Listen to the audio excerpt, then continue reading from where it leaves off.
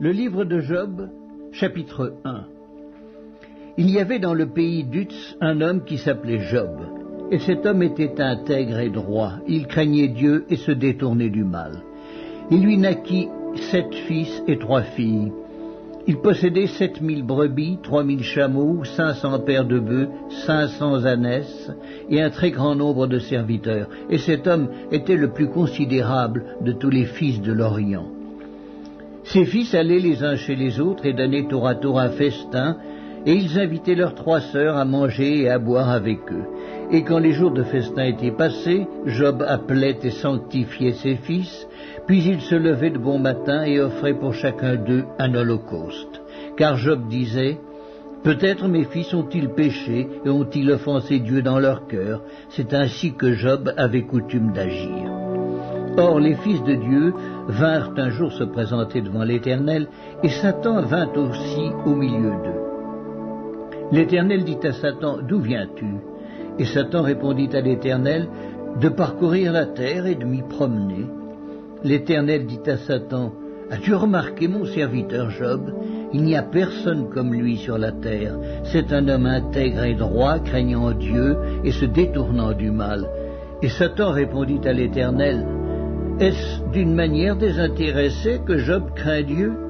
Ne l'as-tu pas protégé, lui, sa maison et tout ce qui est à lui? Tu as béni l'œuvre de ses mains et ses troupeaux couvrent le pays. Mais étends ta main, touche à tout ce qui lui appartient, et je suis sûr qu'il te maudit en face. » L'Éternel dit à Satan, « Voici, tout ce qui lui appartient, je te le livre. Seulement, ne porte pas la main sur lui. » Et Satan se retira de devant la face de l'Éternel. Un jour que les fils et les filles de Job mangeaient et buvaient du vin dans la maison de leur frère aîné, il arriva auprès de Job un messager qui dit, « Les bœufs labouraient et les ânesses paissaient à côté d'eux. Des Sabéens se sont jetés dessus, les ont enlevés et ont passé les serviteurs au fil de l'épée. Et je me suis échappé, moi seul, pour t'en apporter la nouvelle. » Il parlait encore lorsqu'un autre vint et dit, « Le feu de Dieu est tombé du ciel, a embrasé les brebis et les serviteurs et les a consumés. Et je me suis échappé moi seul pour t'en apporter la nouvelle. » Il parlait encore lorsqu'un autre vint et dit, « Des Chaldéens formés en 3 bandes se sont jetés sur les chameaux, les ont enlevés et ont passé les serviteurs au fil de l'épée. Et je me suis échappé moi seul pour t'en apporter la nouvelle. » Il parlait encore lorsqu'un autre vint et dit, « Tes fils et tes filles mangeaient et buvaient du vin dans la maison de leur frère aîné. Et voici, un grand vent est venu de l'autre côté du désert et a frappé contre les 4 coins de la maison. Elle s'est écroulée sur les jeunes gens et ils sont morts. Et je me suis échappé moi seul pour t'en apporter la nouvelle. » Alors Job se leva, déchira son manteau et se rasa la tête. Puis, se jetant par terre, il se prosterna et dit, « Je suis sorti nu du sein de ma mère, et nu je retournerai dans le sein de la terre. L'Éternel a donné et l'Éternel a ôté, que le nom de l'Éternel soit béni. » En tout cela, Job ne pécha point et n'attribua rien d'injuste à Dieu. Le livre de Job, chapitre 2. Or, les fils de Dieu vinrent un jour se présenter devant l'Éternel, et Satan vint aussi au milieu d'eux se présenter devant l'Éternel. L'Éternel dit à Satan, « D'où viens-tu » Et Satan répondit à l'Éternel, « De parcourir la terre et de m'y promener. » L'Éternel dit à Satan, « As-tu remarqué mon serviteur Job? Il n'y a personne comme lui sur la terre.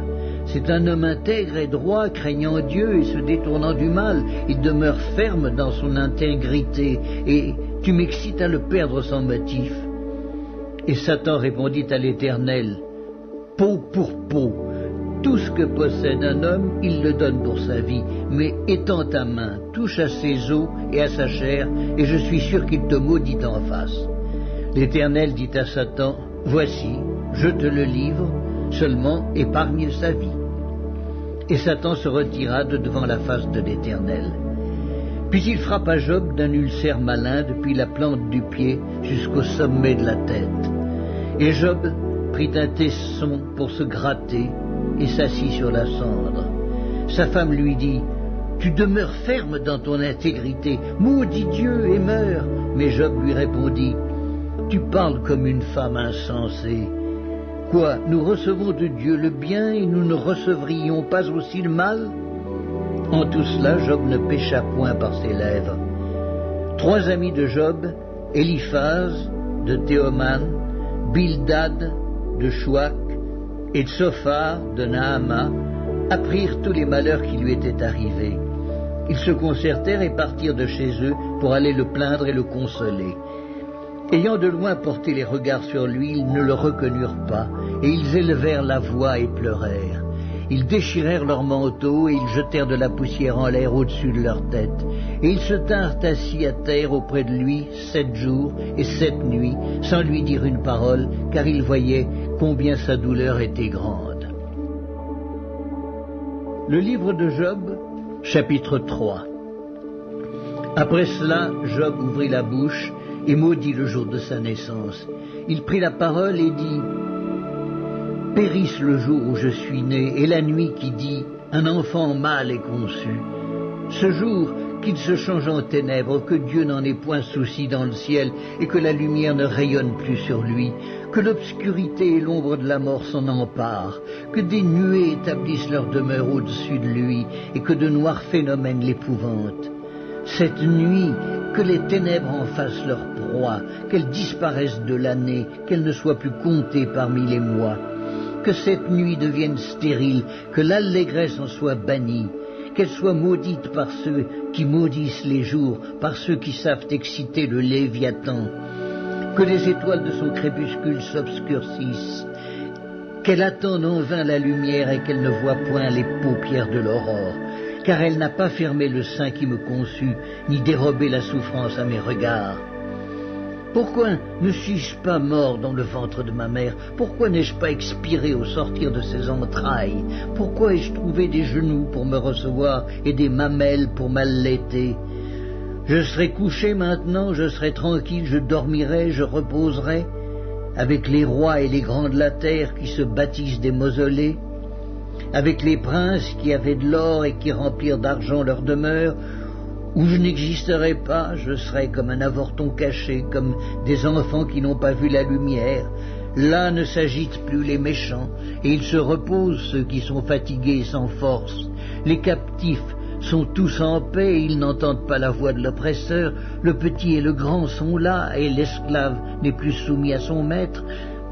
Pourquoi donne-t-il la lumière à celui qui souffre et la vie à ceux qui ont l'amertume dans l'âme, qui espèrent en vain la mort et qui la convoitent plus qu'un trésor, qui serait transporté de joie et saisi d'allégresse s'il trouvait le tombeau?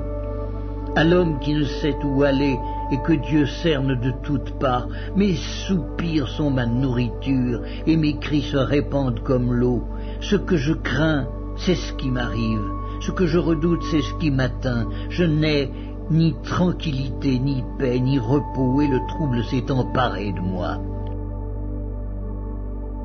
Le livre de Job, chapitre 4. Eliphaz de Théman prit la parole et dit, « Si nous osons ouvrir la bouche, en seras-tu peiné? Mais qui pourrait garder le silence?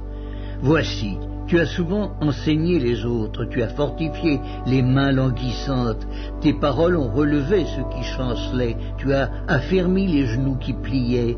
Et maintenant qu'il s'agit de toi, tu faiblis, maintenant que tu es atteint, tu te troubles. Ta crainte de Dieu n'est-elle pas ton soutien? Ton espérance, n'est-ce pas ton intégrité? Cherche dans ton souvenir, quel est l'innocent qui a péri? Quels sont les justes qui ont été exterminés? Pour moi, je l'ai vu, ceux qui labourent l'iniquité et qui sèment l'injustice en moissonnent les fruits. Ils périssent par le souffle de Dieu, ils sont consumés par le vent de sa colère.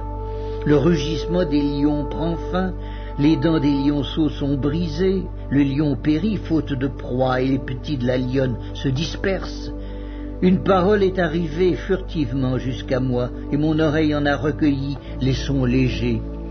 Au moment où les visions de la nuit agitent la pensée, quand les hommes sont livrés à un profond sommeil, Je fus saisi de frayeur et d'épouvante, et tous mes os tremblèrent. Un esprit passa près de moi. Tous mes cheveux se hérissèrent. Une figure d'un aspect inconnu était devant mes yeux, et j'entendis une voix qui murmurait doucement. L'homme serait-il juste devant Dieu? Serait-il pur devant celui qui l'a fait? Si Dieu n'a pas confiance en ses serviteurs, s'il trouve de la folie chez ses anges, combien plus chez ceux qui habitent des maisons d'argile, qui tirent leur origine de la poussière et qui peuvent être écrasés comme un vermisseau. Du matin au soir, ils sont brisés, ils périssent pour toujours, et nul n'y prend garde.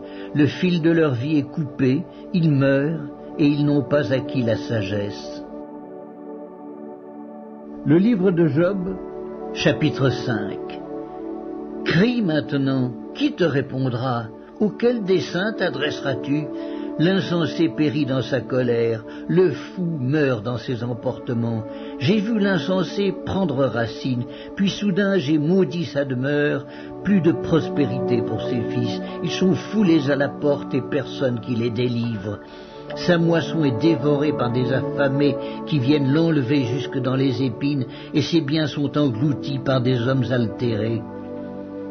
Le malheur ne sort pas de la poussière et la souffrance ne germe pas du sol. L'homme naît pour souffrir comme l'étincelle pour voler. Pour moi, j'aurai recours à Dieu et c'est à Dieu que j'exposerai ma cause. Il fait des choses grandes et insondables, des merveilles sans nombre. Il répand la pluie sur la terre et envoie l'eau sur les campagnes. Il relève les humbles et délivre les affligés. Il anéantit les projets des hommes rusés et leurs mains ne peuvent les accomplir. Il prend les sages dans leurs propres ruses et les desseins des hommes artificieux sont renversés. Il rencontre les ténèbres au milieu du jour. Il tâtonne en plein midi comme dans la nuit. Ainsi Dieu protège le faible contre leurs menaces et le sauve de la main des puissants. Et l'espérance soutient le malheureux, mais l'iniquité ferme la bouche. Heureux l'homme que Dieu châtie. Ne méprise pas la correction du Tout-Puissant. Il fait la plaie et il la bande. Il blesse et sa main guérit. 6 fois il te délivrera de l'angoisse, et 7 fois le mal ne t'atteindra pas. Il te sauvera de la mort pendant la famine, et des coups de glaive pendant la guerre. Tu seras à l'abri du fléau de la langue, tu seras sans crainte quand viendra la dévastation. Tu te riras de la dévastation comme de la famine, et tu n'auras pas à redouter les bêtes de la terre. Car tu feras alliance avec les pierres des champs, et les bêtes de la terre seront en paix avec toi. Tu jouiras du bonheur sous ta tente, tu retrouveras tes troupeaux au complet. Tu verras ta postérité s'accroître et tes rejetons se multiplier comme l'herbe des champs. Tu entreras au sépulcre dans la vieillesse, comme on emporte une gerbe en son temps. Voilà ce que nous avons reconnu, voilà ce qui est. À toi d'entendre et de mettre à profit. Le livre de Job, chapitre 6. Job prit la parole et dit: Oh, s'il était possible de peser ma douleur, et si toutes mes calamités étaient sur la balance, elles seraient plus pesantes que le sable de la mer. Voilà pourquoi mes paroles vont jusqu'à la folie. Car les flèches du Tout-Puissant m'ont percé, et mon âme en suce le venin. Les terreurs de Dieu se rangent en bataille contre moi. L'âne sauvage crie-t-il auprès de l'herbe tendre? Le bœuf mugit-il auprès de son fourrage? Peut-on manger ce qui est fade et sans sel? Y a-t-il de la saveur dans le blanc d'un œuf? Ce que je voudrais ne pas toucher, c'est là ma nourriture, si dégoûtante soit-elle. Puisse mon vœu s'accomplir et Dieu veuille réaliser mon espérance. Qu'il plaise à Dieu de m'écraser, qu'il étende sa main et qu'il m'achève. Il me restera du moins une consolation, une joie dans les maux dont il m'accable. Jamais je n'ai transgressé les ordres du Saint. Pourquoi espérer quand je n'ai plus de force? Pourquoi attendre quand ma fin est certaine? Ma force est-elle une force de pierre? Mon corps est-il d'airain? Ne suis-je pas sans ressources et le salut n'est-il pas loin de moi? Celui qui souffre a droit à la compassion de son ami, même quand il abandonnerait la crainte du Tout-Puissant. Mes frères sont perfides comme un torrent, comme le lit des torrents qui disparaissent. Les glaçons en troublent le cours, la neige s'y précipite. Viennent les chaleurs et ils tarissent. Les feux du soleil et leur lit demeurent à sec. Les caravanes se détournent de leur chemin, s'enfoncent dans le désert et périssent. Les caravanes de Théma fixent le regard, les voyageurs de Séba sont pleins d'espoir. Ils sont honteux d'avoir eu confiance, ils restent confondus quand ils arrivent. Ainsi, vous êtes comme si vous n'existiez pas. Vous voyez mon angoisse et vous en avez horreur. Vous ai-je dit, donnez-moi quelque chose? Faites en ma faveur des présents avec vos biens, délivrez-moi de la main de l'ennemi, rachetez-moi de la main des méchants. Instruisez-moi et je me tairai. Faites-moi comprendre en quoi j'ai péché, que les paroles vraies sont persuasives. Mais que prouvent vos remontrances? Voulez-vous donc blâmer ce que j'ai dit et ne voir que du vent dans les discours d'un désespéré? Vous accablez un orphelin, vous persécutez votre ami. Regardez-moi, je vous prie. Vous mentirai-je en face? Revenez, ne soyez pas injuste. Revenez et reconnaissez mon innocence. Y a-t-il de l'iniquité sur ma langue et ma bouche ne discerne-t-elle pas le mal? Le livre de Job, chapitre 7. Le sort de l'homme sur la terre est celui d'un soldat et ses jours sont ceux d'un mercenaire. Comme l'esclave soupire après l'ombre, comme l'ouvrier attend son salaire, ainsi j'ai pour partage des mois de douleur, j'ai pour mon lot des nuits de souffrance. Je me couche et je dis, quand me lèverai-je, quand finira la nuit? Et je suis rassasié d'agitation jusqu'au point du jour. Mon corps se couvre de verre et d'une croûte terreuse, ma peau se crevasse et se dissout. Mes jours sont plus rapides que la navette du tisserand, ils s'évanouissent, plus d'espérance. Souviens-toi que ma vie est un souffle, mes yeux ne reverront pas le bonheur. L'œil qui me regarde ne me regardera plus, ton œil me cherchera et je ne serai plus. Comme la nuée se dissipe et s'en va, celui qui descend au séjour des morts ne remontera pas. Il ne reviendra plus dans sa maison et le lieu qu'il habitait ne le connaîtra plus. C'est pourquoi je ne retiendrai point ma bouche, je parlerai dans l'angoisse de mon cœur, je me plaindrai dans l'amertume de mon âme. Suis-je une mer ou un monstre marin pour que tu établisses des gardes autour de moi? Quand je dis « mon lit me soulagera, ma couche calmera mes douleurs », c'est alors que tu m'effraies par des songes, que tu m'épouvantes par des visions. Ah, je voudrais être étranglé, je voudrais la mort plutôt que ces eaux. Je les méprise, je ne vivrai pas toujours. Laisse-moi car ma vie n'est qu'un souffle.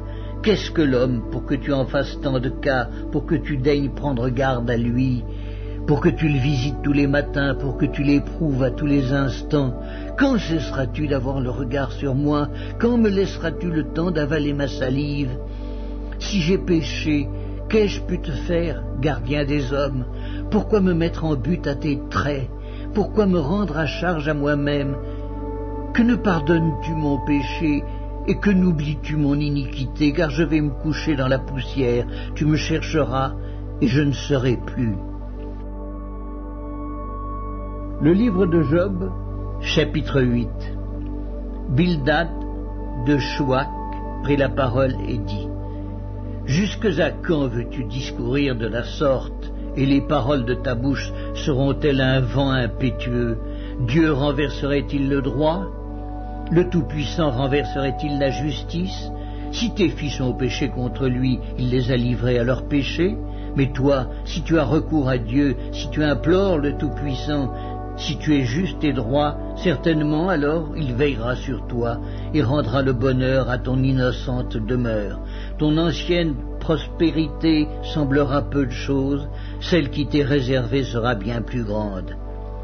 Interroge ceux des générations passées, sois attentif à l'expérience de leurs pères, car nous sommes d'hier et nous ne savons rien, nos jours sur la terre ne sont qu'une ombre. Ils t'instruiront, ils te parleront, ils tireront de leur cœur ces sentences. Le jonc croît-il sans marais? Le roseau croît-il sans humidité? Encore vert et sans qu'on le coupe, il sèche plus vite que toutes les herbes. Ainsi arrive-t-il à tous ceux qui oublient Dieu, et l'espérance de l'impie périra. Son assurance est brisée, son soutien est une toile d'araignée. Il s'appuie sur sa maison, et elle n'est pas ferme. Il s'y cramponne, et elle ne résiste pas. Dans toute sa vigueur, en plein soleil, il étend ses rameaux sur son jardin, il entrelace ses racines parmi les pierres, il pénètre jusque dans les murailles. L'arrache-t-on du lieu qu'il occupe, ce lieu le renie. Je ne t'ai point connu. Tels sont les délices que ses voies lui procurent, puis sur le même sol d'autres s'élèvent après lui. Non, Dieu ne rejette point l'homme intègre, et il ne protège point les méchants. Il remplira ta bouche de cris de joie et tes lèvres de chants d'allégresse. Tes ennemis seront couverts de honte, la tente des méchants disparaîtra. Le livre de Job, chapitre 9. Job prit la parole et dit : « Je sais bien qu'il en est ainsi. Comment l'homme serait-il juste devant Dieu ? S'il voulait contester avec lui, sur 1000 choses il ne pourrait répondre à une seule. À lui la sagesse et la toute-puissance, qui lui résisterait impunément ? Il transporte soudain les montagnes, il les renverse dans sa colère, il secoue la terre sur sa base et ses colonnes sont ébranlées. Il commande au soleil, et le soleil ne paraît pas. Il met un sceau sur les étoiles, seul il étend les cieux, il marche sur les hauteurs de la mer. Il a créé la grande ours, l'Orion et les Pléiades, et les étoiles des régions australes. Il fait des choses grandes et insondables, des merveilles sans nombre. Voici, il passe près de moi, et je ne le vois pas. Il s'en va, et je ne l'aperçois pas. S'il enlève, qui s'y opposera? Qui lui dira, que fais-tu? Dieu ne retire point sa colère, sous lui s'inclinent les appuis de l'orgueil, et moi, comment lui répondre? Quelle parole choisir? Quand je serai juste, je ne répondrai pas, je ne puis qu'implorer mon juge, et quand il m'exaucerait, si je l'invoque, je ne croirai pas qu'il eût écouté ma voix, lui qui m'assaille, comme par une tempête, qui multiplie sans raison mes blessures, qui ne me laisse pas respirer, qui me rassasie d'amertume. Recourir à la force, il est tout-puissant. À la justice, qui me fera comparaître? Suis-je juste? Ma bouche me condamnera. Suis-je innocent? Il me déclarera coupable. Innocent, je le suis, mais je ne tiens pas à la vie, je méprise mon existence. Qu'importe après tout, car j'ose le dire, il détruit l'innocent comme le coupable, si du moins le fléau donnait soudain la mort. Mais il se rit des épreuves de l'innocent, la terre est livrée aux mains de l'impie, il voile la face des juges, si ce n'est pas lui, qui est-ce donc? Mes jours sont plus rapides qu'un courrier, il fuit sans avoir vu le bonheur, il passe comme les navires de jonc, comme l'aigle qui fond sur sa proie. Si je dis, je veux oublier mes souffrances, laisser ma tristesse reprendre courage, je suis effrayé de toutes mes douleurs. Je sais que tu ne me tiendras pas pour innocent, je serai jugé coupable. Pourquoi me fatiguer en vain? Quand je me laverai dans la neige, quand je purifierai mes mains avec du savon, tu me plongerais dans la fange et mes vêtements m'auraient en horreur. Il n'est pas un homme comme moi pour que je lui réponde, pour que nous allions ensemble en justice. Il n'y a pas entre nous d'arbitre. Qu'il pose sa main sur nous deux, qu'il retire sa verge de dessus moi, que cette erreur ne me trouble plus. Alors je parlerai, et je ne le craindrai pas. Autrement, je ne suis point à moi-même. Le livre de Job, chapitre 10. Mon âme est dégoûtée de la vie. Je donnerai cours à ma plainte, je parlerai dans l'amertume de mon âme. Je dis à Dieu, ne me condamne pas, fais-moi savoir pourquoi tu me prends à partie. Te paraît-il bien de maltraiter, de repousser l'ouvrage de tes mains et de faire briller ta faveur sur le conseil des méchants? As-tu des yeux de chair, vois-tu comme voit un homme? Tes jours sont-ils comme les jours de l'homme, et tes années comme ses années, pour que tu recherches mon iniquité, pour que tu t'enquières de mon péché, sachant bien que je ne suis pas coupable et que nul ne peut me délivrer de ta main? Tes mains m'ont formé, elles m'ont créé, elles m'ont fait tout entier, et tu me détruirais? Souviens-toi que tu m'as façonné comme de l'argile. Voudrais-tu de nouveau me réduire en poussière? Ne m'as-tu pas coulé comme du lait? Ne m'as-tu pas caillé comme du fromage? Tu m'as revêtu de peau et de chair, tu m'as tissé d'eau et de nerfs. Tu m'as accordé ta grâce avec la vie, tu m'as conservé par tes soins et sous ta garde. Voici néanmoins ce que tu cachais dans ton cœur, voici, je le sais, ce que tu as résolu en toi-même. Si je pêche, tu m'observes. Tu ne pardonnes pas mon iniquité. Suis-je coupable? Malheur à moi. Suis-je innocent? Je n'ose lever la tête. Rassasié de honte et absorbé dans ma misère. Et si j'ose la lever, tu me poursuis comme un lion, tu me frappes encore par des prodiges, tu m'opposes de nouveaux témoins, tu multiplies tes fureurs contre moi, tu m'assailles d'une succession de calamités. Pourquoi m'as-tu fait sortir du sein de ma mère? Je serais mort et aucun œil ne m'aurait vu. Je serais comme si je n'eusse pas existé. Et j'aurais passé du ventre de ma mère au sépulcre. Mes jours ne sont-ils pas en petit nombre? Qu'il me laisse, qu'il se retire de moi et que je respire un peu avant que je m'en aille pour ne plus revenir dans le pays des ténèbres et de l'ombre de la mort, pays d'une obscurité profonde où règne l'ombre de la mort et la confusion et où la lumière est semblable aux ténèbres. Le livre de Job, chapitre 11. Tsophar de Naama prit la parole et dit: Cette multitude de paroles ne trouvera-t-elle point de réponse, et suffira-t-il d'être un discoureur pour avoir raison? Tes vains propos feront-ils taire les gens? Te moqueras-tu sans que personne te confonde? Tu dis, ma manière de voir est juste, et je suis pur à tes yeux. Oh, si Dieu voulait parler, s'il ouvrait les lèvres pour te répondre, et s'il te révélait les secrets de sa sagesse, de son immense sagesse, tu verrais alors qu'il ne te traite pas selon ton iniquité. Prétends-tu sonder les pensées de Dieu, parvenir à la connaissance parfaite du Tout-Puissant? Elle est aussi haute que les cieux. Que feras-tu? Plus profonde que le séjour des morts. Que sauras-tu? La mesure en est plus longue que la terre, elle est plus large que la mer. S'il passe, s'il saisit, s'il traîne à son tribunal, qui s'y opposera? Car il connaît les vicieux, il voit facilement les coupables. L'homme, au contraire, a l'intelligence d'un fou, il est né comme le petit d'un âne sauvage. Pour toi, dirige ton cœur vers Dieu. Étends vers lui tes mains, éloigne-toi de l'iniquité et ne laisse pas habiter l'injustice sous ta tente. Alors tu lèveras ton front sans tache, tu seras ferme et sans crainte. Tu oublieras tes souffrances, tu t'en souviendras comme des eaux écoulées. Tes jours auront plus d'éclat que le soleil à son midi. Tes ténèbres seront comme la lumière du matin. Tu seras plein de confiance et ton attente ne sera pas vaine. Tu regarderas autour de toi et tu reposeras en sécurité. Tu te coucheras sans que personne te trouble, et plusieurs caresseront ton visage, mais les yeux des méchants seront consumés. Pour eux, point de refuge, la mort, voilà leur espérance. Le livre de Job, chapitre 12. Job prit la parole et dit: On dirait en vérité que le genre humain c'est vous, et qu'avec vous doit mourir la sagesse.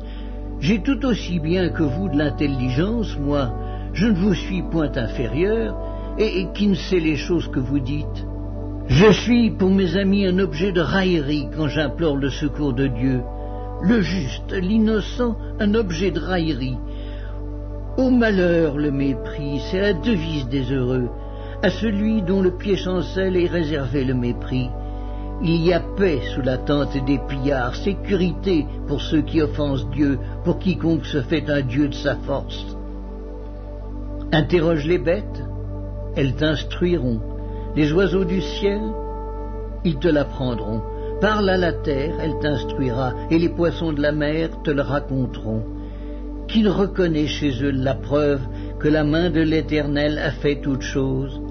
Il tient dans sa main l'âme de tout ce qui vit, le souffle de toute chair d'homme. L'oreille ne discerne-t-elle pas les paroles comme le palais savoure les aliments? Dans les vieillards se trouve la sagesse et dans une longue vie l'intelligence. En Dieu réside la sagesse et la puissance. Le conseil et l'intelligence lui appartiennent. Ce qu'il renverse ne sera point rebâti. Celui qui l'enferme ne sera point délivré. Il retient les eaux et tout se dessèche. Il les lâche et la terre en est dévastée. Il possède la force et la prudence. Il maîtrise celui qui s'égare ou fait égarer les autres. Il emmène captifs les conseillers, il trouble la raison des juges, il délie la ceinture des rois, il met une corde autour de leurs reins. Il emmène captifs les sacrificateurs, il fait tomber des puissants. Il ôte la parole à ceux qui ont de l'assurance. Il prive de jugement les vieillards, il verse le mépris sur les grands, il relâche la ceinture des forts. Il met à découvert ce qui est caché dans les ténèbres, il produit à la lumière l'ombre de la mort. Il donne de l'accroissement aux nations et il les anéantit. Il les étend au loin et il les ramène dans leurs limites. Il enlève l'intelligence aux chefs des peuples, il les fait errer dans des déserts sans chemin, il tâtonne dans les ténèbres et ne voit pas clair, il les fait errer comme des gens ivres. Le livre de Job, chapitre 13. Voici, mon œil a vu tout cela, mon oreille l'a entendu et y a pris garde. Ce que vous savez, je le sais aussi. Je ne vous suis point inférieur. Mais je veux parler au Tout-Puissant, je veux plaider ma cause devant Dieu, car vous n'imaginez que des faussetés, vous êtes tous des médecins de néant. Que n'avez-vous gardé le silence? Vous auriez passé pour avoir de la sagesse. Écoutez, je vous prie, ma défense, et soyez attentifs à la réplique de mes lèvres. Direz-vous en faveur de Dieu ce qui est injuste, et pour le soutenir, allégrez-vous des faussetés? Voulez-vous avoir égard à sa personne? Voulez-vous plaider pour Dieu? S'il vous sonde, vous approuvera-t-il, ou le tromperez-vous comme on trompe un homme? Certainement, il vous condamnera si vous n'agissez en secret que par égard pour sa personne. Sa majesté ne vous épouvantera-t-elle pas? Sa terreur ne tombera-t-elle pas sur vous? Vos sentences sont des sentences de cendre, vos retranchements sont des retranchements de boue. Taisez-vous, laissez-moi, je veux parler, il m'en arrivera ce qu'il pourra. Pourquoi saisirais-je ma chair entre les dents? J'exposerai plutôt ma vie. Voici, il me tuera, je n'ai rien à espérer, mais devant lui je défendrai ma conduite. Cela même peut servir à mon salut, car un impie n'ose paraître en sa présence. Écoutez, écoutez mes paroles, prêtez l'oreille à ce que je vais dire. Me voici prêt à plaider ma cause. Je sais que j'ai raison. Quelqu'un disputera-t-il contre moi? Alors je me tais, je veux mourir. Seulement, accorde-moi deux choses, et je ne me cacherai pas loin de ta face. Retire ta main de dessus moi, et que tes terreurs ne me troublent plus. Puis appelle, et je répondrai. Ou si je parle, réponds-moi. Quel est le nombre de mes iniquités et de mes péchés? Fais-moi connaître mes transgressions et mes péchés. Pourquoi caches-tu ton visage et me prends-tu pour ton ennemi? Veux-tu frapper une feuille agitée? Veux-tu poursuivre une paille desséchée? Pourquoi m'infliger d'amères souffrances, me punir pour des fautes de jeunesse? Pourquoi mettre mes pieds dans les ceps, surveiller tous mes mouvements, tracer une limite à mes pas, quand mon corps tombe en pourriture comme un vêtement que dévore la teigne? Le livre de Job, chapitre 14. L'homme né de la femme, sa vie est courte, sans cesse agitée. Il naît, il est coupé comme une fleur, il fuit et disparaît comme une ombre, et c'est sur lui que tu as l'œil ouvert, et tu me fais aller en justice avec toi. Comment d'un être souillé sortira-t-il un homme pur? Il n'en peut sortir aucun. Si ses jours sont fixés, si tu as compté ses mois, si tu en as marqué le terme qu'il ne saurait franchir, détourne de lui les regards et donne-lui du relâche, pour qu'il ait au moins la joie du mercenaire à la fin de sa journée. Un arbre a de l'espérance. Quand on le coupe, il repousse, il produit encore des rejetons. Quand sa racine a vieilli dans la terre, quand son tronc meurt dans la poussière, il reverdit à l'approche de l'eau, il pousse des branches comme une jeune plante, mais l'homme meurt et il perd sa force. L'homme expire et où est-il? Les eaux des lacs s'évanouissent, les fleuves tarissent et se dessèchent. Ainsi l'homme se couche et ne se relèvera plus. Il ne se réveillera pas tant que les cieux subsisteront, il ne sortira pas de son sommeil. Oh, si tu voulais me cacher dans le séjour des morts, m'y tenir à couvert jusqu'à ce que ta colère fût passée et me fixer un terme auquel tu te souviendrais de moi. Si l'homme, une fois mort, pouvait revivre, j'aurais de l'espoir tout le temps de mes souffrances jusqu'à ce que mon état vînt à changer.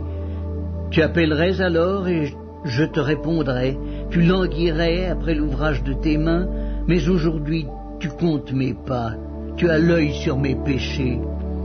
Mes transgressions sont scellées en un faisceau et tu imagines des iniquités à ma charge. La montagne s'écroule et périt, le rocher disparaît de sa place, la pierre est broyée par les eaux, et la terre emportée par leur courant.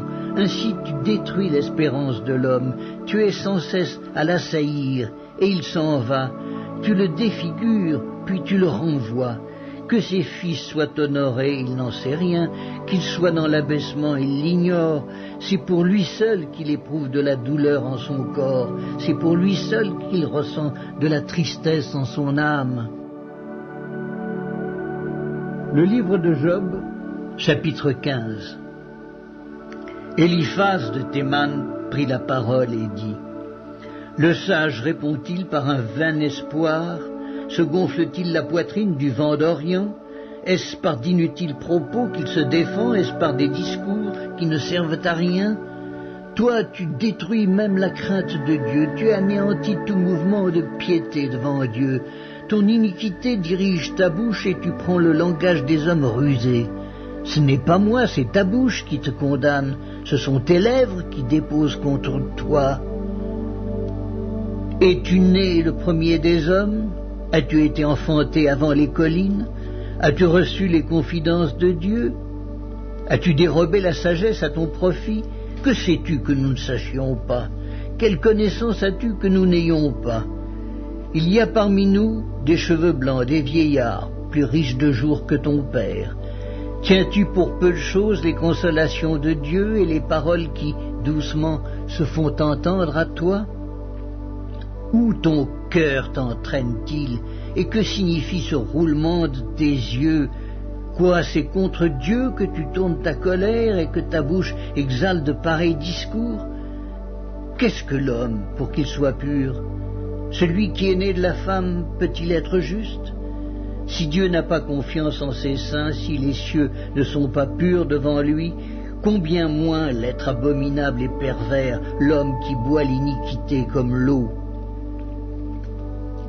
Je vais te parler, écoute-moi.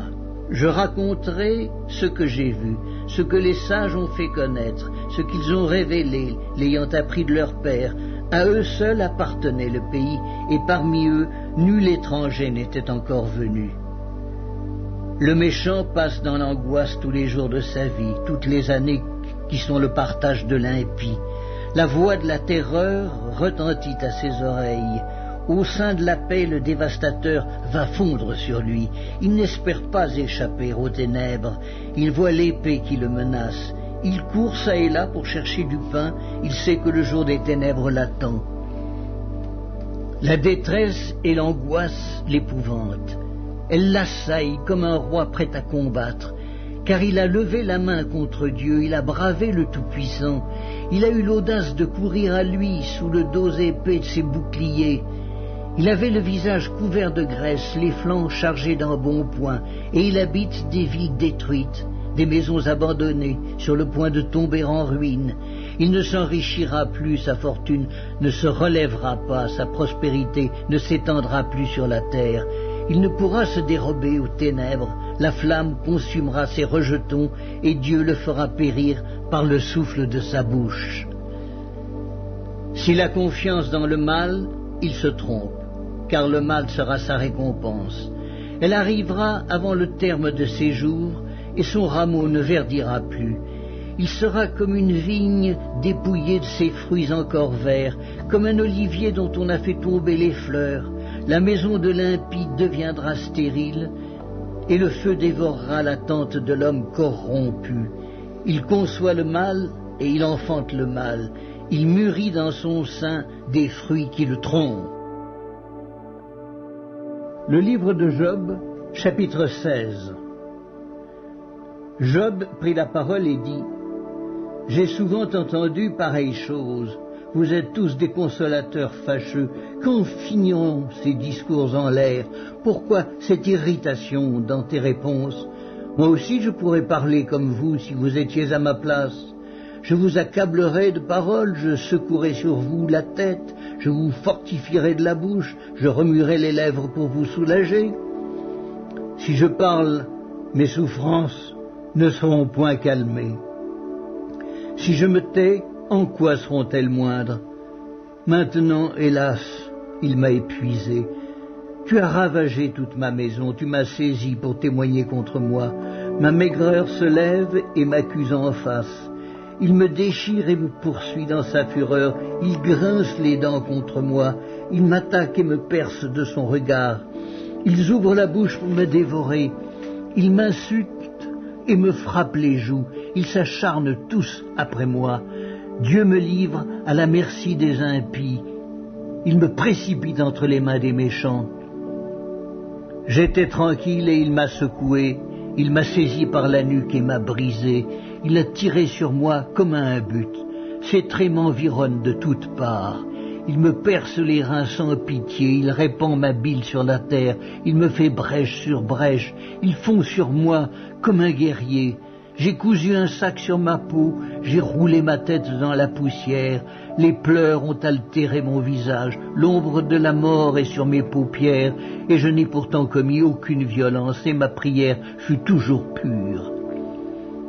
Ô terre, ne couvre point mon sang, et que mes cris prennent librement leur essor. Déjà maintenant mon témoin est dans le ciel, mon témoin est dans les lieux élevés. Mes amis se jouent de moi, c'est Dieu que j'implore avec larmes. Puisse-t-il donner à l'homme raison contre Dieu et au Fils de l'homme contre ses amis? Car le nombre de mes années touche à son terme, et je m'en irai par un sentier d'où je ne reviendrai pas. Le livre de Job, chapitre 17. Mon souffle se perd, mes jours s'éteignent, le sépulcre m'attend. Je suis environné de moqueurs et mon œil doit contempler leurs insultes.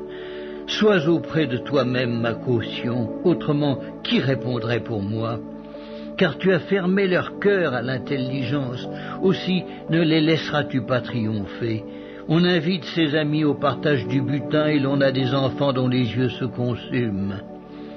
Il m'a rendu la fable des peuples, et ma personne est un objet de mépris. Mon œil est obscurci par la douleur, tous mes membres sont comme une ombre. Les hommes droits en sont stupéfaits, et l'innocent se soulève contre l'impie.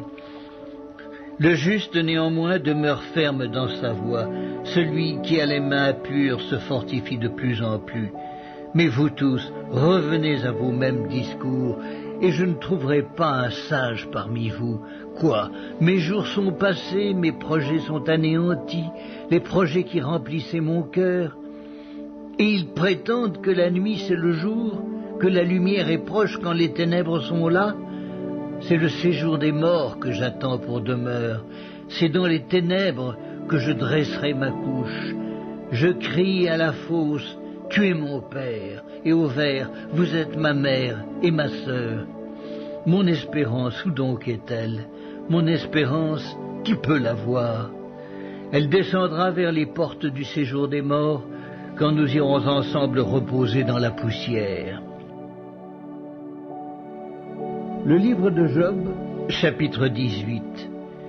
Bildad de Chouac prit la parole et dit: Quand mettrez-vous un terme à ces discours? Ayez de l'intelligence, puis nous parlerons. Pourquoi sommes-nous regardés comme des bêtes? Pourquoi ne sommes-nous à vos yeux que des brutes?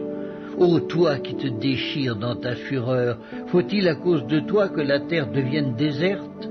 Faut-il que les rochers disparaissent de leur place? La lumière du méchant s'éteindra et la flamme qui en jaillit cessera de briller. La lumière s'obscurcira sous sa tente et sa lampe au-dessus de lui s'éteindra. Ses pas assurés seront à l'étroit. Malgré ses efforts, il tombera. Car il met les pieds sur un filet, il marche dans les mailles, il est saisi au piège par le talon et le filet s'empare de lui. Le cordeau est caché dans la terre et la trappe est sous son sentier. Des terreurs l'assiègent, l'entourent, le poursuivent par derrière. La faim consume ses forces, la misère est à ses côtés. Les parties de sa peau sont l'une après l'autre dévorées. Ses membres sont dévorés par le premier-né de la mort. Il est arraché de sa tente où il se croyait en sûreté. Il se traîne vers le roi des épouvantements. Nul des siens n'habite sa tente. Le soufre est répandu sur sa demeure. En bas, ses racines se dessèchent. En haut, ses branches sont coupées. Sa mémoire disparaît de la terre. Son nom n'est plus sur la surface des champs. Il est poussé de la lumière dans les ténèbres. Il est chassé du monde. Il ne laisse ni descendant ni postérité parmi son peuple, ni survivant dans les lieux qu'il habitait. Les générations à venir seront étonnées de sa ruine, et la génération présente sera saisie d'effroi. Point d'autre destinée pour le méchant, point d'autre sort pour qui ne connaît pas Dieu. Job, chapitre 19. Job prit la parole et dit: Jusque à quand affligerez-vous mon âme et m'écraserez-vous de vos discours? Voilà 10 fois que vous m'outragez. N'avez-vous pas honte de m'étourdir ainsi? Si réellement j'ai péché, seul j'en suis responsable. Pensez-vous me traiter avec hauteur? Pensez-vous démontrer que je suis coupable? Sachez alors que c'est Dieu qui me poursuit et qui m'enveloppe de son filet. Voici, je crie à la violence et nul ne répond. J'implore justice et point de justice. Il m'a fermé toute issue et je ne puis passer. Il a répandu des ténèbres sur mes sentiers. Il m'a dépouillé de ma gloire. Il a enlevé la couronne de ma tête. Il m'a brisé de toutes parts et je m'en vais. Il a arraché mon espérance comme un arbre. Il s'est enflammé de colère contre moi. Il m'a traité comme l'un de ses ennemis. Ses troupes se sont de concert mises en marche et se sont frayé leur chemin jusqu'à moi. Elles se sont campées autour de ma tente. Il a éloigné de moi mes frères et mes amis se sont détournés de moi. Je suis abandonné de mes proches. Je suis oublié de mes intimes. Je suis un étranger pour mes serviteurs et mes servantes. Je ne suis plus à leurs yeux qu'un inconnu. J'appelle mon serviteur et il ne répond pas. Je le supplie de ma bouche et c'est en vain. Mon humeur est à charge à ma femme et ma plainte au fils de mes entrailles. Je suis méprisé même par des enfants. Si je me lève, je reçois leurs insultes. Ceux que j'avais pour confidents m'ont en horreur. Ceux que j'aimais se sont tournés contre moi. Mes os sont attachés à ma peau et à ma chair. Il ne me reste que la peau des dents. Ayez pitié de moi, vous, mes amis, car la main de Dieu m'a frappé. Pourquoi me poursuivre comme Dieu me poursuit? Pourquoi vous montrer insatiable de ma chair? Oh, je voudrais que mes paroles fussent écrites, qu'elles fussent écrites dans un livre. Je voudrais qu'avec un burin de fer et avec du plomb, elles fussent pour toujours gravées dans le roc. Mais je sais que mon Rédempteur est vivant et qu'il se lèvera le dernier sur la terre. Quand ma peau sera détruite, il se lèvera. Quand je n'aurai plus de chair, je verrai Dieu. Je le verrai et il me sera favorable. Mes yeux le verront et non ceux d'un autre. Mon âme languit d'attente au-dedans de moi. Vous direz alors, pourquoi le poursuivions-nous? Car la justice de ma cause sera reconnue. Craignez pour vous le glaive, les châtiments par le glaive sont terribles, et sachez qu'il y a un jugement. Job, chapitre 20. Sophar de Naama prit la parole et dit « Mes pensées me forcent à répondre, et mon agitation ne peut se contenir. J'ai entendu des reproches qui m'outragent, le souffle de mon intelligence donnera la réplique.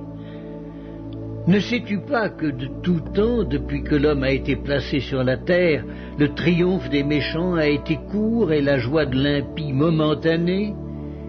Quand il s'élèverait jusqu'aux cieux et que sa tête toucherait aux nues, il périra pour toujours comme son ordure, et ceux qui le voyaient diront « Où est-il » Il s'envolera comme un songe et on ne le trouvera plus. Il disparaîtra comme une vision nocturne. L'œil qui le regardait ne le regardera plus.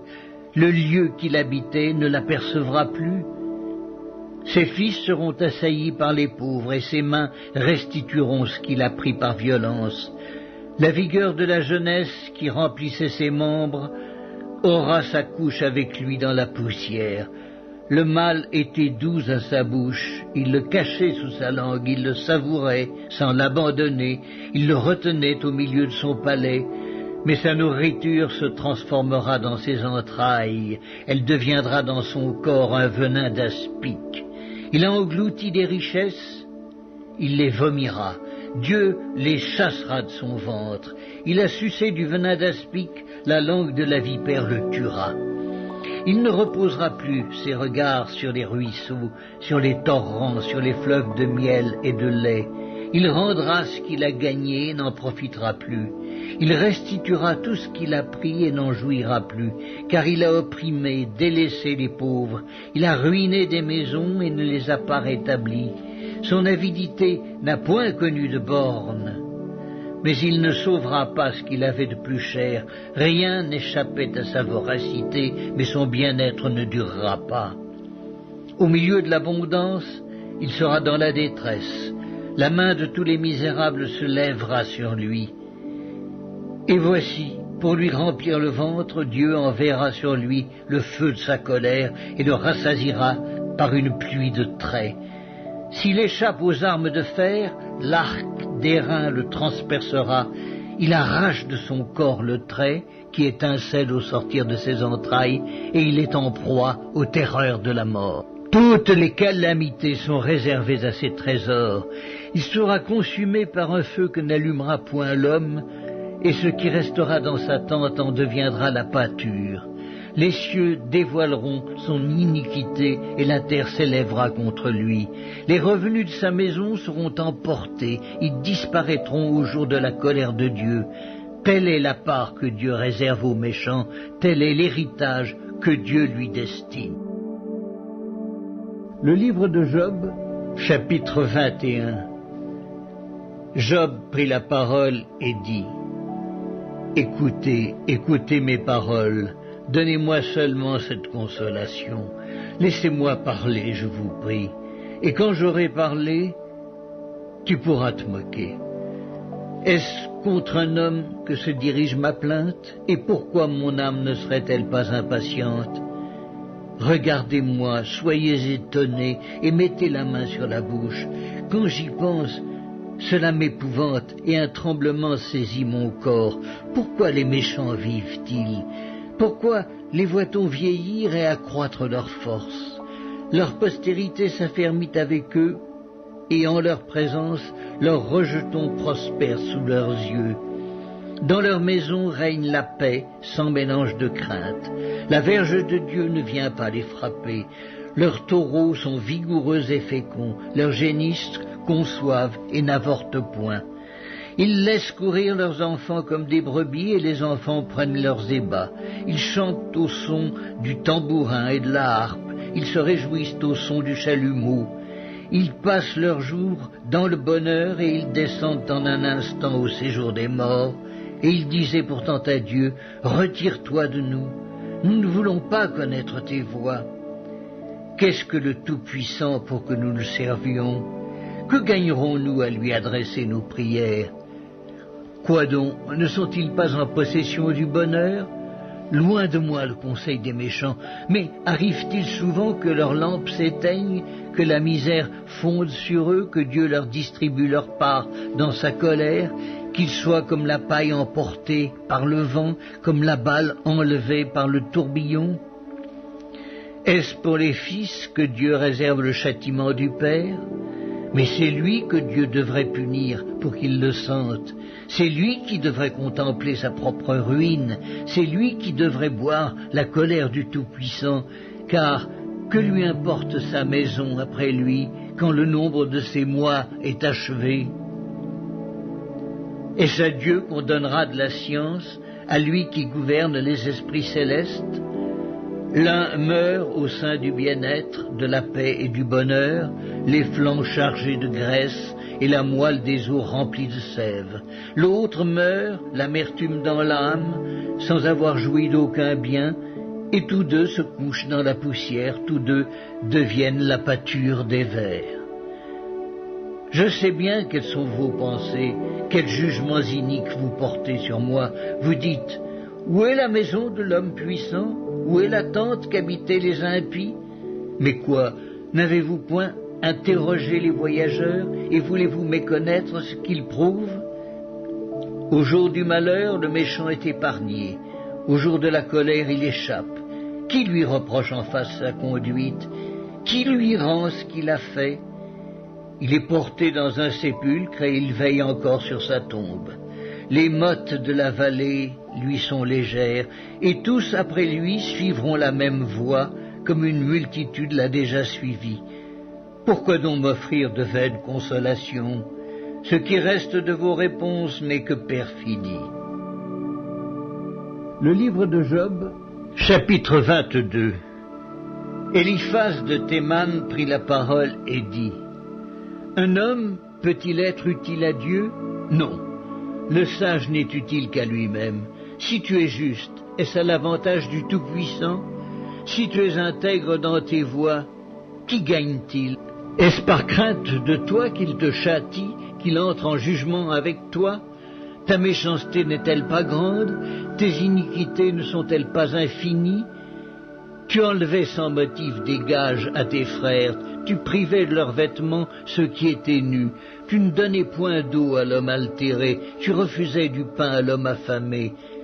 Le pays était au plus fort et le puissant s'y établissait. Tu renvoyais les veuves avides, les bras des orphelins étaient brisés. C'est pour cela que tu es entouré de pièges et que la terreur t'a saisi tout à coup. Ne vois-tu donc pas ces ténèbres, ces eaux débordées qui t'envahissent? Dieu n'est-il pas en haut dans les cieux? Regarde le sommet des étoiles comme il est élevé, et tu dis, qu'est-ce que Dieu sait? Peut-il juger à travers l'obscurité?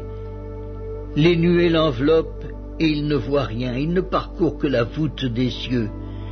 Et quoi, tu voudrais prendre l'ancienne route qu'ont suivie les hommes d'iniquité? Ils ont été emportés avant le temps, ils ont eu la durée d'un torrent qui s'écoule.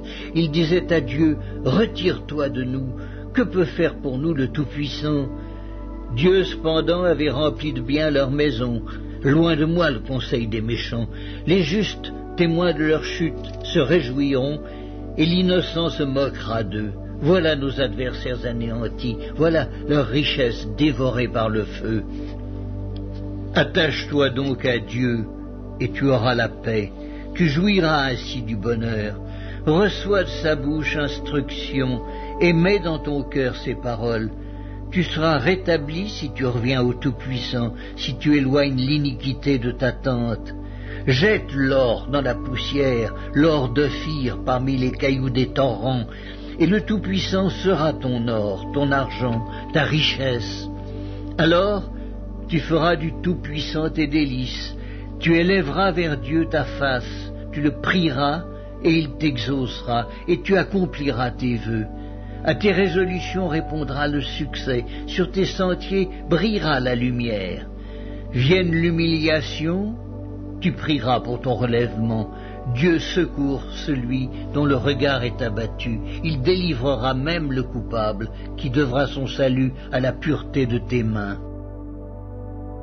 Le livre de Job, chapitre 23. Job prit la parole et dit: Maintenant encore ma plainte est une révolte, mais la souffrance étouffe mes soupirs. Oh, si je savais où le trouver, si je pouvais arriver jusqu'à son trône, je plaiderais ma cause devant lui, je remplirais ma bouche d'arguments, je connaîtrais ce qu'il peut avoir à répondre, je verrais ce qu'il peut avoir à me dire. Emploierait-il toute sa force à me combattre? Ne daignerait-il pas au moins m'écouter? Ce serait un homme droit qui plaiderait avec lui, et je serais pour toujours absous par mon juge. Mais si je vais à l'Orient, il n'y est pas. Si je vais à l'Occident, je ne le trouve pas. Est-il occupé au nord? Je ne puis le voir. Se cache-t-il au midi? Je ne puis le découvrir. Il sait néanmoins quelle voie j'ai suivie, et s'il m'éprouvait, je sortirais pur comme l'or. Mon pied s'est attaché à ses pas, j'ai gardé sa voie, et je ne m'en suis point détourné. Je n'ai pas abandonné les commandements de ses lèvres, j'ai fait plier ma volonté aux paroles de sa bouche. Mais sa résolution est arrêtée, qui s'y opposera? Ce que son âme désire, il l'exécute. Il accomplira donc ses desseins à mon égard, et il en concevra bien d'autres encore. Voilà pourquoi sa présence m'épouvante. Quand j'y pense, j'ai peur de lui. Dieu a brisé mon courage, le Tout-Puissant m'a rempli d'effroi. Car ce ne sont pas les ténèbres qui m'anéantissent, ce n'est pas l'obscurité dont je suis couvert. Le livre de Job, chapitre 24. Pourquoi le Tout-Puissant ne met-il pas des temps en réserve, et pourquoi ceux qui le connaissent ne voient-ils pas ses jours? On déplace les bornes, on vole des troupeaux, et on les fait paître, on enlève l'âne de l'orphelin, on prend pour gage le bœuf de la veuve, on repousse du chemin les indigents, on force tous les malheureux du pays à se cacher. Et voici, comme les ânes sauvages du désert, ils sortent le matin pour chercher de la nourriture. Ils n'ont que le désert pour trouver le pain de leurs enfants. Ils coupent le fourrage qui reste dans les champs.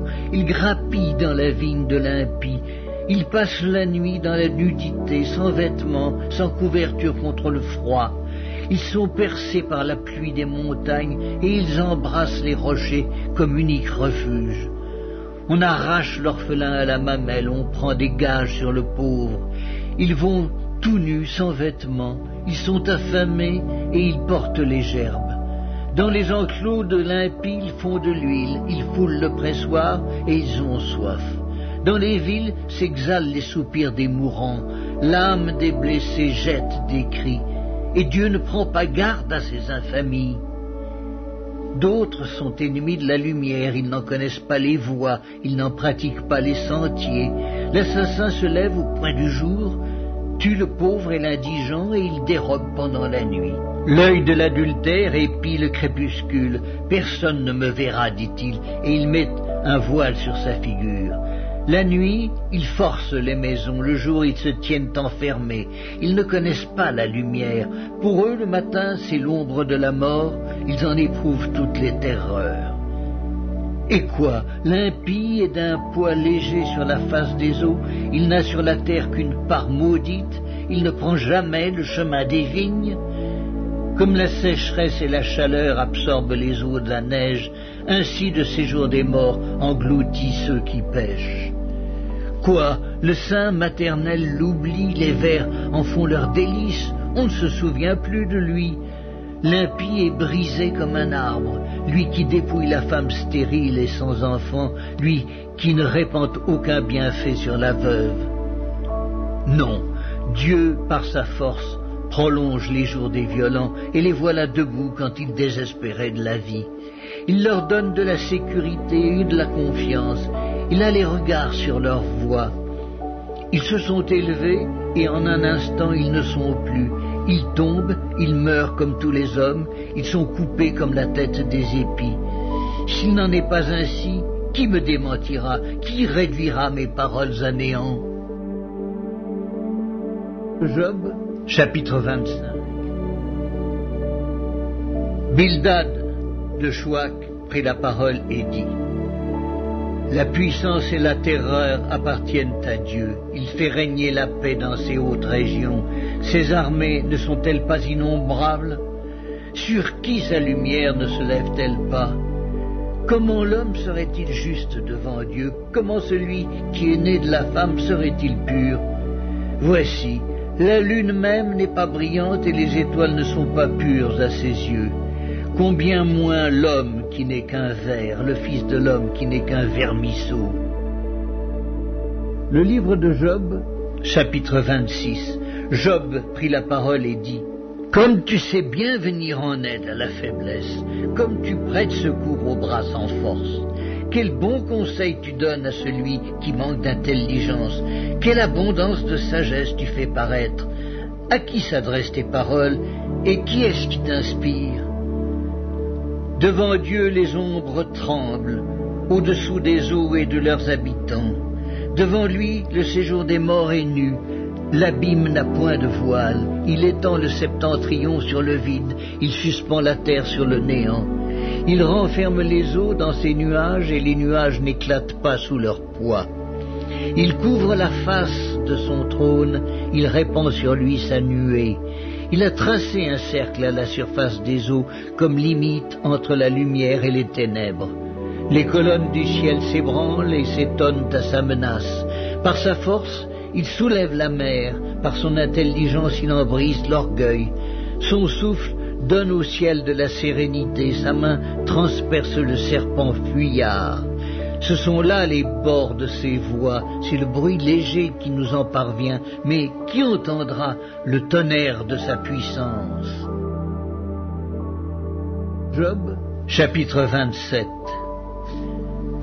Job prit de nouveau la parole sous forme sentencieuse et dit: Dieu qui me refuse justice est vivant, le Tout-Puissant qui remplit mon âme d'amertume est vivant. Aussi longtemps que j'aurai ma respiration et que le souffle de Dieu sera dans mes narines, mes lèvres ne prononceront rien d'injuste, ma langue ne dira rien de faux. Loin de moi la pensée de vous donner raison. Jusqu'à mon dernier soupir je défendrai mon innocence. Je tiens à me justifier et je ne faiblirai pas. Mon cœur ne me fait de reproches sur aucun de mes jours. Que mon ennemi soit comme le méchant et mon adversaire comme l'impie. Quelle espérance reste-t-il à l'impie quand Dieu coupe le fil de sa vie, quand il lui retire son âme? Est-ce que Dieu écoute ses cris quand l'angoisse vient l'assaillir? Fait-il du Tout-Puissant ses délices? Adresse-t-il en tout temps ses prières à Dieu? Je vous enseignerai les voies de Dieu. Je ne vous cacherai pas les desseins du Tout-Puissant, mais vous les connaissez et vous êtes d'accord. Pourquoi donc vous laisser aller à de vaines pensées? Voici la part que Dieu réserve aux méchants, l'héritage que le Tout-Puissant destine à l'impie. S'il a des fils en grand nombre, c'est pour le glaive et ses rejetons manquent de pain. Ceux qui échappent sont enterrés par la peste et leurs veuves ne les pleurent pas. S'il amasse l'argent comme la poussière, s'il entasse les vêtements comme la boue, c'est lui qui entasse, mais c'est le juste qui se revêt, c'est l'homme intègre qui a l'argent à partage. Sa maison est comme celle que bâtit la teigne, comme la cabane que fait un gardien. Il se couche riche et il meurt dépouillé. Il ouvre les yeux et tout a disparu. Les terreurs le surprennent comme des eaux, un tourbillon l'enlève au milieu de la nuit, le vent d'Orient l'emporte et il s'en va, il l'arrache violemment de sa demeure, Dieu lance sans pitié des traits contre lui, et le méchant voudrait fuir pour les éviter. On bat des mains à sa chute et on le siffle à son départ. Le livre de Job, chapitre 28. Il y a pour l'argent une mine d'où on le fait sortir, et pour l'or un lieu d'où on l'extrait pour l'affiner. Le fer se tire de la poussière et la pierre se fond pour produire l'airain. L'homme fait cesser les ténèbres.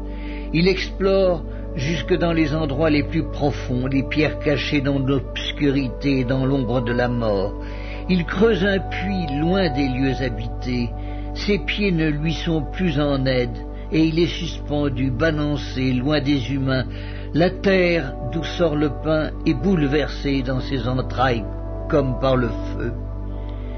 Ces pierres contiennent du saphir, et l'on y trouve de la poudre d'or. L'oiseau de proie n'en connaît pas le sentier, l'œil du vautour ne l'a point aperçu. Les plus fiers animaux ne l'ont point foulé, le lion n'y a jamais passé, l'homme porte sa main sur le roc, il renverse les montagnes depuis la racine, il ouvre des tranchées dans les rochers, et son œil contemple tout ce qu'il y a de précieux. Il arrête l'écoulement des eaux, et il produit à la lumière ce qui est caché. Mais la sagesse, où se trouve-t-elle? Où est la demeure de l'intelligence? L'homme n'en connaît point le prix. Elle ne se trouve pas dans la terre des vivants. L'abîme dit, elle n'est point en moi, et la mer dit, elle n'est point avec moi.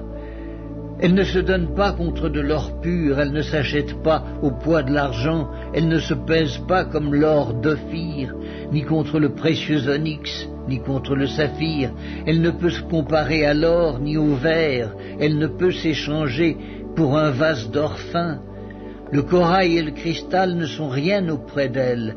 La sagesse vaut plus que les perles. La topaze d'Éthiopie n'est point son égale, et l'or pur n'entre pas en balance avec elle. D'où vient donc la sagesse? Où est la demeure de l'intelligence? Elle est cachée aux yeux de tout vivant, elle est cachée aux oiseaux du ciel.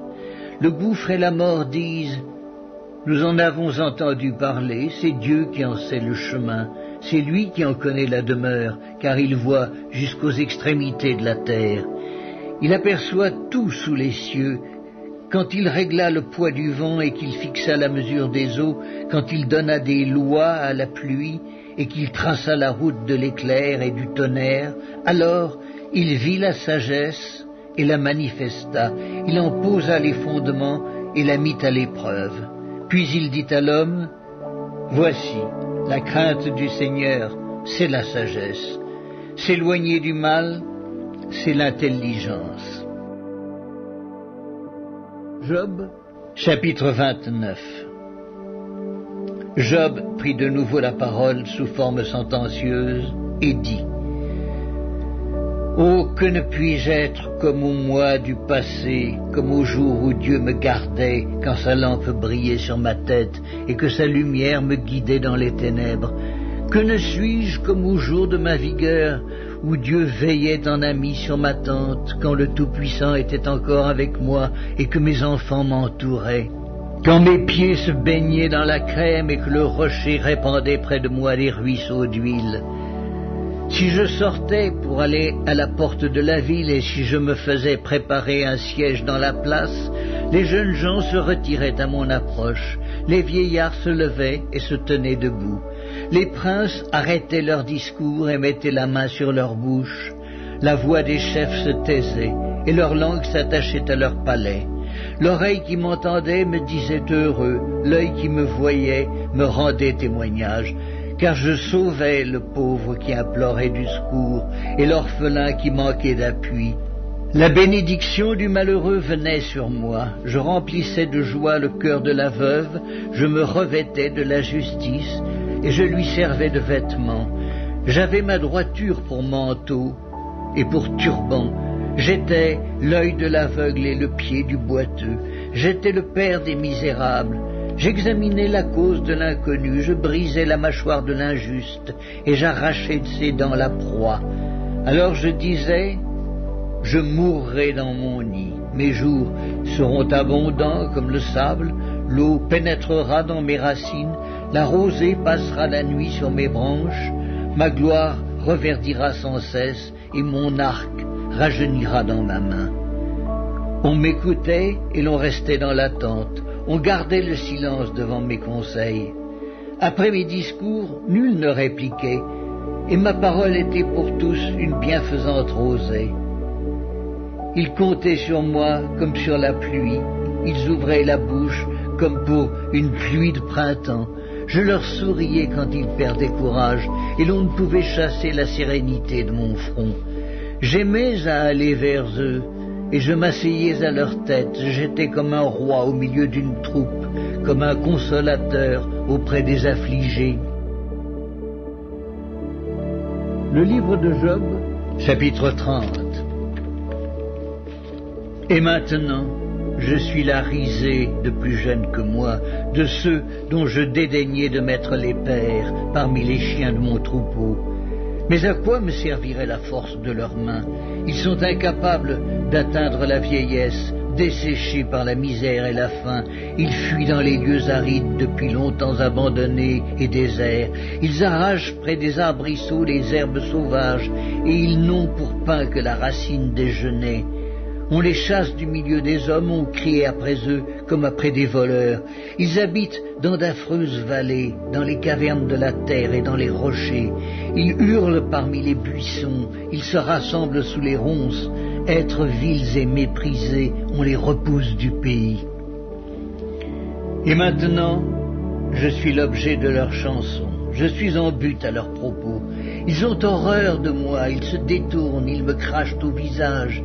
Ils n'ont plus de retenue et ils m'humilient. Ils rejettent tout frein devant moi. Ces misérables se lèvent à ma droite et me poussent les pieds. Ils se frayent contre moi des sentiers pour ma ruine. Ils détruisent mon propre sentier et travaillent à ma perte, eux à qui personne ne viendrait en aide. Ils arrivent comme par une large brèche, ils se précipitent sous les craquements, les terreurs m'assiègent. Ma gloire est emportée comme par le vent, mon bonheur a passé comme un nuage. Et maintenant, mon âme s'épanche en mon sein, les jours de la souffrance m'ont saisi. La nuit me perce et m'arrache les os, la douleur qui me ronge ne se donne aucun repos. Par la violence du mal, mon vêtement perd sa forme, il se colle à mon corps comme ma tunique. Dieu m'a jeté dans la boue et je ressemble à la poussière et à la cendre. Je crie vers toi et tu ne me réponds pas. Je me tiens debout et tu me lances ton regard. Tu deviens cruel contre moi. Tu me combats avec la force de ta main. Tu me soulèves, tu me fais voler au-dessus du vent et tu m'anéantis au bruit de la tempête. Car, je le sais, tu me mènes à la mort au rendez-vous de tous les vivants. Mais celui qui va périr, n'étend-il pas les mains? Celui qui est dans le malheur, n'implore-t-il pas du secours? N'avais-je pas des larmes pour l'infortuné? Mon cœur n'avait-il pas pitié de l'indigent? J'attendais le bonheur et le malheur est arrivé. J'espérais la lumière et les ténèbres sont venues. Mes entrailles bouillonnent sans relâche. Les jours de la calamité m'ont surpris. Je marche noirci, mais non par le soleil. Je me lève en pleine assemblée et je crie. Je suis devenu le frère des chacals, le compagnon des autruches. Ma peau noircit et tombe, mes os brûlent et se dessèchent. Ma harpe n'est plus qu'un instrument de deuil, et mon chalumeau ne peut rendre que des sons plaintifs. Le livre de Job, chapitre 31. J'avais fait un pacte avec mes yeux, et je n'aurais pas arrêté mes regards sur une vierge. Quelle part Dieu m'eût-il réservé d'en haut? Quel héritage le Tout-Puissant m'eût-il envoyé des cieux? La ruine n'est-elle pas pour le méchant et le malheur pour ceux qui commettent l'iniquité? Dieu n'a-t-il pas connu mes voies? N'a-t-il pas compté tous mes pas? Si j'ai marché dans le mensonge, si mon pied a couru vers la fraude, que Dieu me pèse dans des balances justes, et il reconnaîtra mon intégrité. Si mon pas s'est détourné du droit chemin, si mon cœur a suivi mes yeux, si quelque souillure s'est attachée à mes mains, que je sème et qu'un autre moissonne, et que mes rejetons soient déracinés, si mon cœur a été séduit par une femme, si j'ai fait le guet à la porte de mon prochain, que ma femme tourne la meule pour un autre, et que d'autres la déshonorent, car c'est un crime, un forfait, que punissent les juges. C'est un feu qui dévore jusqu'à la ruine et qui aurait détruit toute ma richesse. Si j'ai méprisé le droit de mon serviteur ou de ma servante lorsqu'ils étaient en contestation avec moi, qu'ai-je à faire quand Dieu se lève? Qu'ai-je à répondre quand il châtie? Celui qui m'a créé dans le ventre de ma mère ne l'a-t-il pas créé? Le même Dieu ne nous a-t-il pas formés dans le sein maternel? Si j'ai refusé aux pauvres ce qu'ils demandaient, si j'ai fait languir les yeux de la veuve, si j'ai mangé seul mon pain sans que l'orphelin en ait sa part, moi qui l'ai dès ma jeunesse élevé comme un père, moi qui dès ma naissance ai soutenu la veuve, si j'ai vu le malheureux manquer de vêtements, l'indigent n'avoir point de couverture, sans que ses reins m'aient béni, sans qu'il ait été réchauffé par la toison de mes agneaux, si j'ai levé la main contre l'orphelin parce que je me sentais un appui dans les juges, que mon épaule se détache de sa jointure, que mon bras tombe et qu'il se brise, car les châtiments de Dieu m'épouvantent, et je ne puis rien devant sa majesté. Si j'ai mis dans l'or ma confiance, si j'ai dit alors « Tu es mon espoir », si je me suis réjoui de la grandeur de mes biens, de la quantité des richesses que j'avais acquises, si j'ai regardé le soleil quand il brillait, la lune quand elle s'avançait majestueuse, et si mon cœur s'est laissé séduire en secret, si ma main s'est portée sur ma bouche, c'est encore un crime que doivent punir les juges, et j'aurais renié le Dieu d'en haut. Si j'ai été joyeux du malheur de mon ennemi, si j'ai sauté d'allégresse quand les revers l'ont atteint, moi qui n'ai pas permis à ma langue de pécher, de demander sa mort avec imprécation, si les gens de ma tante ne disaient pas « Où est celui qui n'a pas été rassasié de sa viande ?»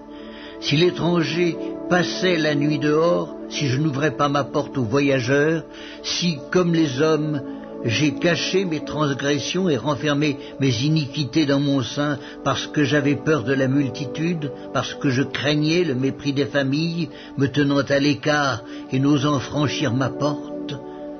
Oh, qui me fera trouver quelqu'un qui m'écoute? Voilà ma défense toute signée, que le Tout-Puissant me réponde. Qui me donnera la plainte écrite par mon adversaire?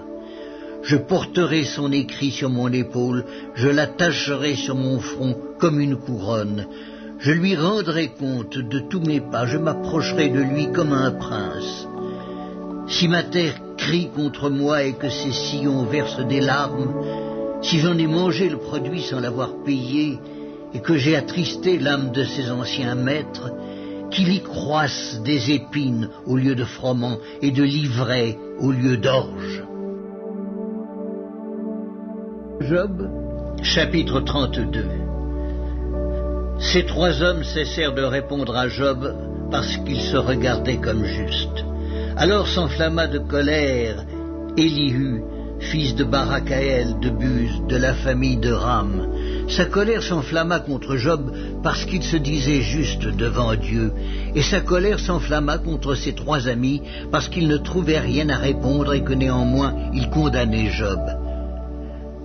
Comme ils étaient plus âgés que lui, Élihu avait attendu jusqu'à ce moment pour parler à Job.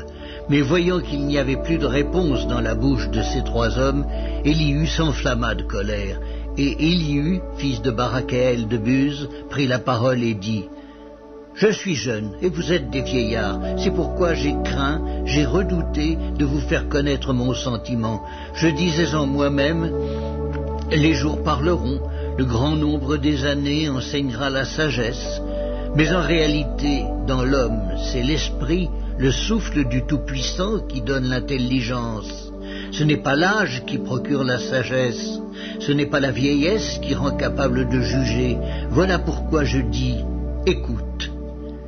Moi aussi, j'exposerai ma pensée. J'ai attendu la fin de vos discours, j'ai suivi vos raisonnements, votre examen des paroles de Job. Je vous ai donné toute mon attention, et voici, aucun de vous ne l'a convaincu, aucun n'a réfuté ses paroles. Ne dites pas cependant, en lui nous avons trouvé la sagesse. C'est Dieu qui peut le confondre, ce n'est pas un homme. Il ne s'est pas adressé directement à moi, aussi lui répondrai-je tout autrement que vous. Ils ont peur, ils ne répondent plus, ils ont la parole coupée. J'ai attendu qu'ils eussent fini leur discours, qu'ils s'arrêtassent et ne sussent que répliquer. À mon tour, je veux répondre aussi. Je veux dire aussi ce que je pense, car je suis plein de paroles. L'esprit me presse au-dedans de moi. Mon intérieur est comme un vin qui n'a pas d'issue, comme des outres neuves qui vont éclater. Je parlerai pour respirer à l'aise, j'ouvrirai mes lèvres et je répondrai. Je n'aurai point égard à l'apparence, et je ne flatterai personne, car je ne sais pas flatter. Mon Créateur m'enlèverait bien vite. Le livre de Job, chapitre 33. Maintenant donc, Job, écoute mes discours, prête l'oreille à toutes mes paroles. Voici, j'ouvre la bouche, ma langue se remue dans mon palais, c'est avec droiture de cœur que je vais parler, c'est la vérité pure qu'exprimeront mes lèvres. L'Esprit de Dieu m'a créé et le souffle du Tout-Puissant m'anime. Si tu le peux, réponds-moi, défends ta cause, tiens-toi prêt. Devant Dieu, je suis ton semblable, j'ai été comme toi formé de la boue. Ainsi mes terreurs ne te troubleront pas et mon poids ne saurait t'accabler. Mais tu as dit à mes oreilles, et j'ai entendu le son de tes paroles, je suis pur, je suis sans péché, je suis net, il n'y a point en moi d'iniquité, et Dieu trouve contre moi des motifs de haine. Il me traite comme son ennemi, il met mes pieds dans les ceps, il surveille tous mes mouvements. Je te répondrai qu'en cela tu n'as pas raison, car Dieu est plus grand que l'homme. Veux-tu donc disputer avec lui parce qu'il ne rend aucun compte de ses actes? Dieu parle cependant, tantôt d'une manière, tantôt d'une autre, et l'on n'y prend point garde. Il parle par des songes, par des visions nocturnes, quand les hommes sont livrés à un profond sommeil, quand ils sont endormis sur leur couche. Alors il leur donne des avertissements et met le sceau à ses instructions, afin de détourner l'homme du mal et de le préserver de l'orgueil, afin de garantir son âme de la fausse et sa vie des coups du glaive. Par la douleur aussi l'homme est repris sur sa couche, quand une lutte continue vient agiter ses os. Alors il prend en dégoût le pain, même les aliments les plus exquis. Sa chair se consume et disparaît, ses os qu'on ne voyait pas sont mis à nu. Son âme s'approche de la fosse et sa vie des messagers de la mort. Mais s'il se trouve pour lui un ange intercesseur, un d'entre les 1000 qui annoncent à l'homme la voie qu'il doit suivre, Dieu a compassion de lui et dit à l'ange, délivre-le, afin qu'il ne descende pas dans la fosse. J'ai trouvé une rançon, et sa chair a plus de fraîcheur qu'au premier âge, il revient au jour de sa jeunesse. Il adresse à Dieu sa prière et Dieu lui est propice, lui laisse voir sa face avec joie et lui rend son innocence. Il chante devant les hommes et dit « J'ai péché, j'ai violé la justice, et je n'ai pas été puni comme je le méritais. Dieu a délivré mon âme pour qu'elle n'entrât pas dans la fosse, et ma vie s'épanouit à la lumière. Voilà tout ce que Dieu fait, 2 fois, 3 fois avec l'homme, pour ramener son âme de la fosse, pour l'éclairer de la lumière des vivants. Sois attentif, Job, écoute-moi. Tais-toi et je parlerai. Si tu as quelque chose à dire, réponds-moi. Parle, car je voudrais te donner raison. Si tu n'as rien à dire, écoute-moi. Tais-toi et je t'enseignerai la sagesse. Le livre de Job, chapitre 34.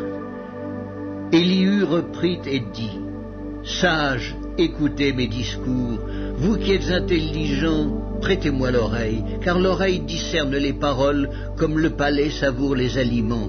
Choisissons ce qui est juste, voyons entre nous ce qui est bon. Job dit, je suis innocent, et Dieu me refuse justice. J'ai raison et je passe pour menteur. Ma plaie est douloureuse, et je suis sans péché. Y a-t-il un homme semblable à Job, buvant la raillerie comme l'eau, marchant en société de ceux qui font le mal, cheminant de pair avec les impies? Car il a dit, il est inutile à l'homme de mettre son plaisir en Dieu. Écoutez-moi donc, homme de sens, loin de Dieu l'injustice, loin du Tout-Puissant l'iniquité. Il rétribue chacun selon ses voies, il rend à l'homme selon ses œuvres. Non, certes, Dieu ne commet pas l'iniquité, le Tout-Puissant ne viole pas la justice. Qui l'a chargé de gouverner la terre? Qui a confié l'univers à ses soins? S'il ne pensait qu'à lui-même, s'il retirait à lui son esprit et son souffle, toute chair périrait soudain, et l'homme rentrerait dans la poussière. Si tu as de l'intelligence, écoute ceci, prête l'oreille au son de mes paroles. Un ennemi de la justice régnerait-il? Et condamneras-tu le juste, le puissant, qui proclame la méchanceté des rois et l'iniquité des princes, qui n'a point égard à l'apparence des grands et ne distingue pas le riche du pauvre, parce que tous sont l'ouvrage de ses mains? En un instant, il perd de la vie. Au milieu de la nuit, un peuple chancelle et périt. Le puissant disparaît sans la main d'aucun homme, car Dieu voit la conduite de tous. Il a les regards sur les pas de chacun. Il n'y a ni ténèbres ni ombre de la mort où puissent se cacher ceux qui commettent l'iniquité. Dieu n'a pas besoin d'observer longtemps pour qu'un homme entre en jugement avec lui. Il brise les grands sans information, et il en met d'autres à leur place, car il connaît leurs œuvres. Il les renverse de nuit, et ils sont écrasés. Il les frappe comme des impies, à la face de tous les regards, et se détournant de lui, en abandonnant toutes ses voies, ils ont fait monter à Dieu le cri du pauvre. Ils l'ont rendu attentif au cri des malheureux. S'il donne le repos, qui répandra le trouble? S'il cache sa face, qui pourra le voir? Il traite à l'égal soit une nation, soit un homme, afin que l'impie ne domine plus, et qu'il ne soit plus un piège pour le peuple. Car a-t-il jamais dit à Dieu, « J'ai été châtié, je ne pécherai plus » Montre-moi ce que je ne vois pas. Si j'ai commis des injustices, je n'en commettrai plus. Est-ce d'après toi que Dieu rendra la justice? C'est toi qui rejettes, qui choisis, mais non pas moi. Ce que tu sais, dis-le donc. Les hommes de sens seront de mon avis. Le sage qui m'écoute pensera comme moi. Job parle sans intelligence, et ses discours manquent de raison. Qu'il continue donc à être éprouvé, puisqu'il répond comme font les méchants, car il ajoute à ses fautes de nouveaux péchés. Il bat des mains au milieu de nous, il multiplie ses paroles contre Dieu. Le livre de Job, chapitre 35. Élihu reprit et dit, « Imagines-tu avoir raison? Penses-tu te justifier devant Dieu quand tu dis « Que me sert-il, que me revient-il de ne pas pécher ?» C'est à toi que je vais répondre et à tes amis en même temps. Considère les cieux et regarde. Vois les nuées comme elles sont au-dessus de toi. Si tu pèches, quel tort lui causes-tu? Et quand tes péchés se multiplient, que lui fais-tu? Si tu es juste, que lui donnes-tu? Que reçoit-il de ta main? Ta méchanceté ne peut nuire qu'à ton semblable, ta justice n'est utile qu'au Fils de l'homme. On crie contre la multitude des oppresseurs, on se plaint de la violence d'un grand nombre, mais nul ne dit « Où est Dieu, mon Créateur, qui inspire des chants d'allégresse pendant la nuit, qui nous instruit plus que les bêtes de la terre et nous donne l'intelligence plus qu'aux oiseaux du ciel ?» On a beau crier alors, Dieu ne répond pas à cause de l'orgueil des méchants. C'est en vain que l'on crie, Dieu n'écoute pas, le Tout-Puissant n'y a point égard. Bien que tu dises que tu ne le vois pas, ta cause est devant lui. Attends-le. Mais parce que sa colère ne sévit point encore, ce n'est pas à dire qu'il ait peu souci de ton crime. Ainsi Job ouvre vainement la bouche, il multiplie les paroles sans intelligence. Le livre de Job, chapitre 36. Élihu continua et dit, « Attends un peu et je vais poursuivre, car j'ai des paroles encore pour la cause de Dieu. Je prendrai mes raisons de haut et je prouverai la justice de mon Créateur. Sois-en sûr, mes discours ne sont pas des mensonges, mes sentiments devant toi sont sincères. Dieu est puissant, mais il ne rejette personne. Il est puissant par la force de son intelligence. Il ne laisse pas vivre le méchant, et il fait droit aux malheureux. Il ne détourne pas les yeux de dessus les justes. Il les place sur le trône avec les rois. Il les y fait asseoir pour toujours, afin qu'ils soient élevés. Viennent-ils à tomber dans les chaînes? Sont-ils pris dans les liens de l'adversité? Il leur dénonce leurs œuvres, leurs transgressions, leur orgueil. Il les avertit pour leur instruction. Il les exhorte à se détourner de l'iniquité. S'ils écoutent et se soumettent, ils achèvent leurs jours dans le bonheur, leurs années dans la joie. S'ils n'écoutent pas, ils périssent par le glaive. Ils expirent dans leur aveuglement. Les impies se livrent à la colère. Ils ne crient pas à Dieu quand il les enchaîne. Ils perdent la vie dans leur jeunesse, ils meurent comme les débauchés. Mais Dieu sauve le malheureux dans sa misère, et c'est par la souffrance qu'il l'avertit. Il te retirera aussi de la détresse pour te mettre au large en pleine liberté, et ta table sera chargée de mets succulents. Mais si tu défends ta cause comme un impie, le châtiment est inséparable de ta cause. Que l'irritation ne t'entraîne pas à la moquerie, et que la grandeur de la rançon ne te fasse pas dévier. Tes cris suffiraient-ils pour te sortir d'angoisse, et même toutes les forces que tu pourrais déployer? Ne soupire pas après la nuit qui enlève les peuples de leur place. Garde-toi de te livrer au mal, car la souffrance t'y dispose. Dieu est grand par sa puissance. Qui saurait enseigner comme lui? Qui lui prescrit ses voies? Qui ose dire « tu fais mal » ?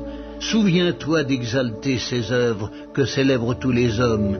Tout homme les contemple, chacun les voit de loin. Dieu est grand, mais sa grandeur nous échappe. Le nombre de ses années est impénétrable. Il attire à lui les gouttes d'eau, il les réduit en vapeur et forme la pluie. Les nuages la laissent couler, ils la répandent sur la foule des hommes. Et qui comprendra le déchirement de la nuée, le fracas de sa tente? Voici, il étend autour de lui sa lumière, et il se cache jusque dans les profondeurs de la mer. Par ses moyens, il juge les peuples, et il donne la nourriture avec abondance. Il prend la lumière dans sa main, il la dirige sur ses adversaires. Il s'annonce par un grondement, les troupeaux pressentent son approche. Le livre de Job, chapitre 37. Mon cœur est tout tremblant, il bondit hors de sa place. Écoutez, écoutez le frémissement de sa voix, le grondement qui sort de sa bouche. Il le fait rouler dans toute l'étendue des cieux, et son éclair brille jusqu'aux extrémités de la terre. Puis éclate un rugissement, il tonne de sa voix majestueuse. Il ne retient plus l'éclair dès que sa voix retentit. Dieu tonne avec sa voix d'une manière merveilleuse. Il fait de grandes choses que nous ne comprenons pas. Il dit à la neige, tombe sur la terre. Il le dit à la pluie, même aux plus fortes pluies. Il met un sceau sur la main de tous les hommes afin que tous se reconnaissent comme ses créatures. L'animal sauvage se retire dans une caverne et se couche dans sa tanière. L'ouragan vient du midi et le froid des vents du nord. Par son souffle, Dieu produit la glace. Il réduit l'espace où se répandaient les eaux. Il charge de vapeur les nuages, il les disperse étincelants. Leurs évolutions varient selon ses desseins pour l'accomplissement de tout ce qu'il leur ordonne sur la face de la terre habitée. C'est comme une verge dont il frappe sa terre ou comme un signe de son amour qu'il les fait apparaître. Job, sois attentif à ces choses, considère encore les merveilles de Dieu. Sais-tu comment Dieu les dirige et fait briller son nuage étincelant? Comprends-tu le balancement des nuées, les merveilles de celui dont la science est parfaite? Sais-tu pourquoi tes vêtements sont chauds quand la terre se repose par le vent du midi? Peux-tu comme lui Étendre les cieux, aussi solides qu'un miroir de fonte, fais-nous connaître ce que nous devons lui dire. Nous sommes trop ignorants pour nous adresser à lui. Lui annoncera-t-on que je parlerai? Mais quel est l'homme qui désire sa perte? On ne peut fixer le soleil qui resplendit dans les cieux lorsqu'un vent passe et en ramène la pureté. Le septentrion le rend éclatant comme l'or. Oh, que la majesté de Dieu est redoutable! Nous ne saurions parvenir jusqu'au Tout-Puissant, grand par la force, par la justice, par le droit souverain. Il ne répond pas. C'est pourquoi les hommes doivent le craindre. Il ne porte les regards sur aucun sage. Le livre de Job, chapitre 38. L'Éternel répondit à Job du milieu de la tempête et dit: Qui est celui qui obscurcit mes desseins par des discours sans intelligence? Saint terrain comme un vaillant homme, je t'interrogerai et tu m'instruiras.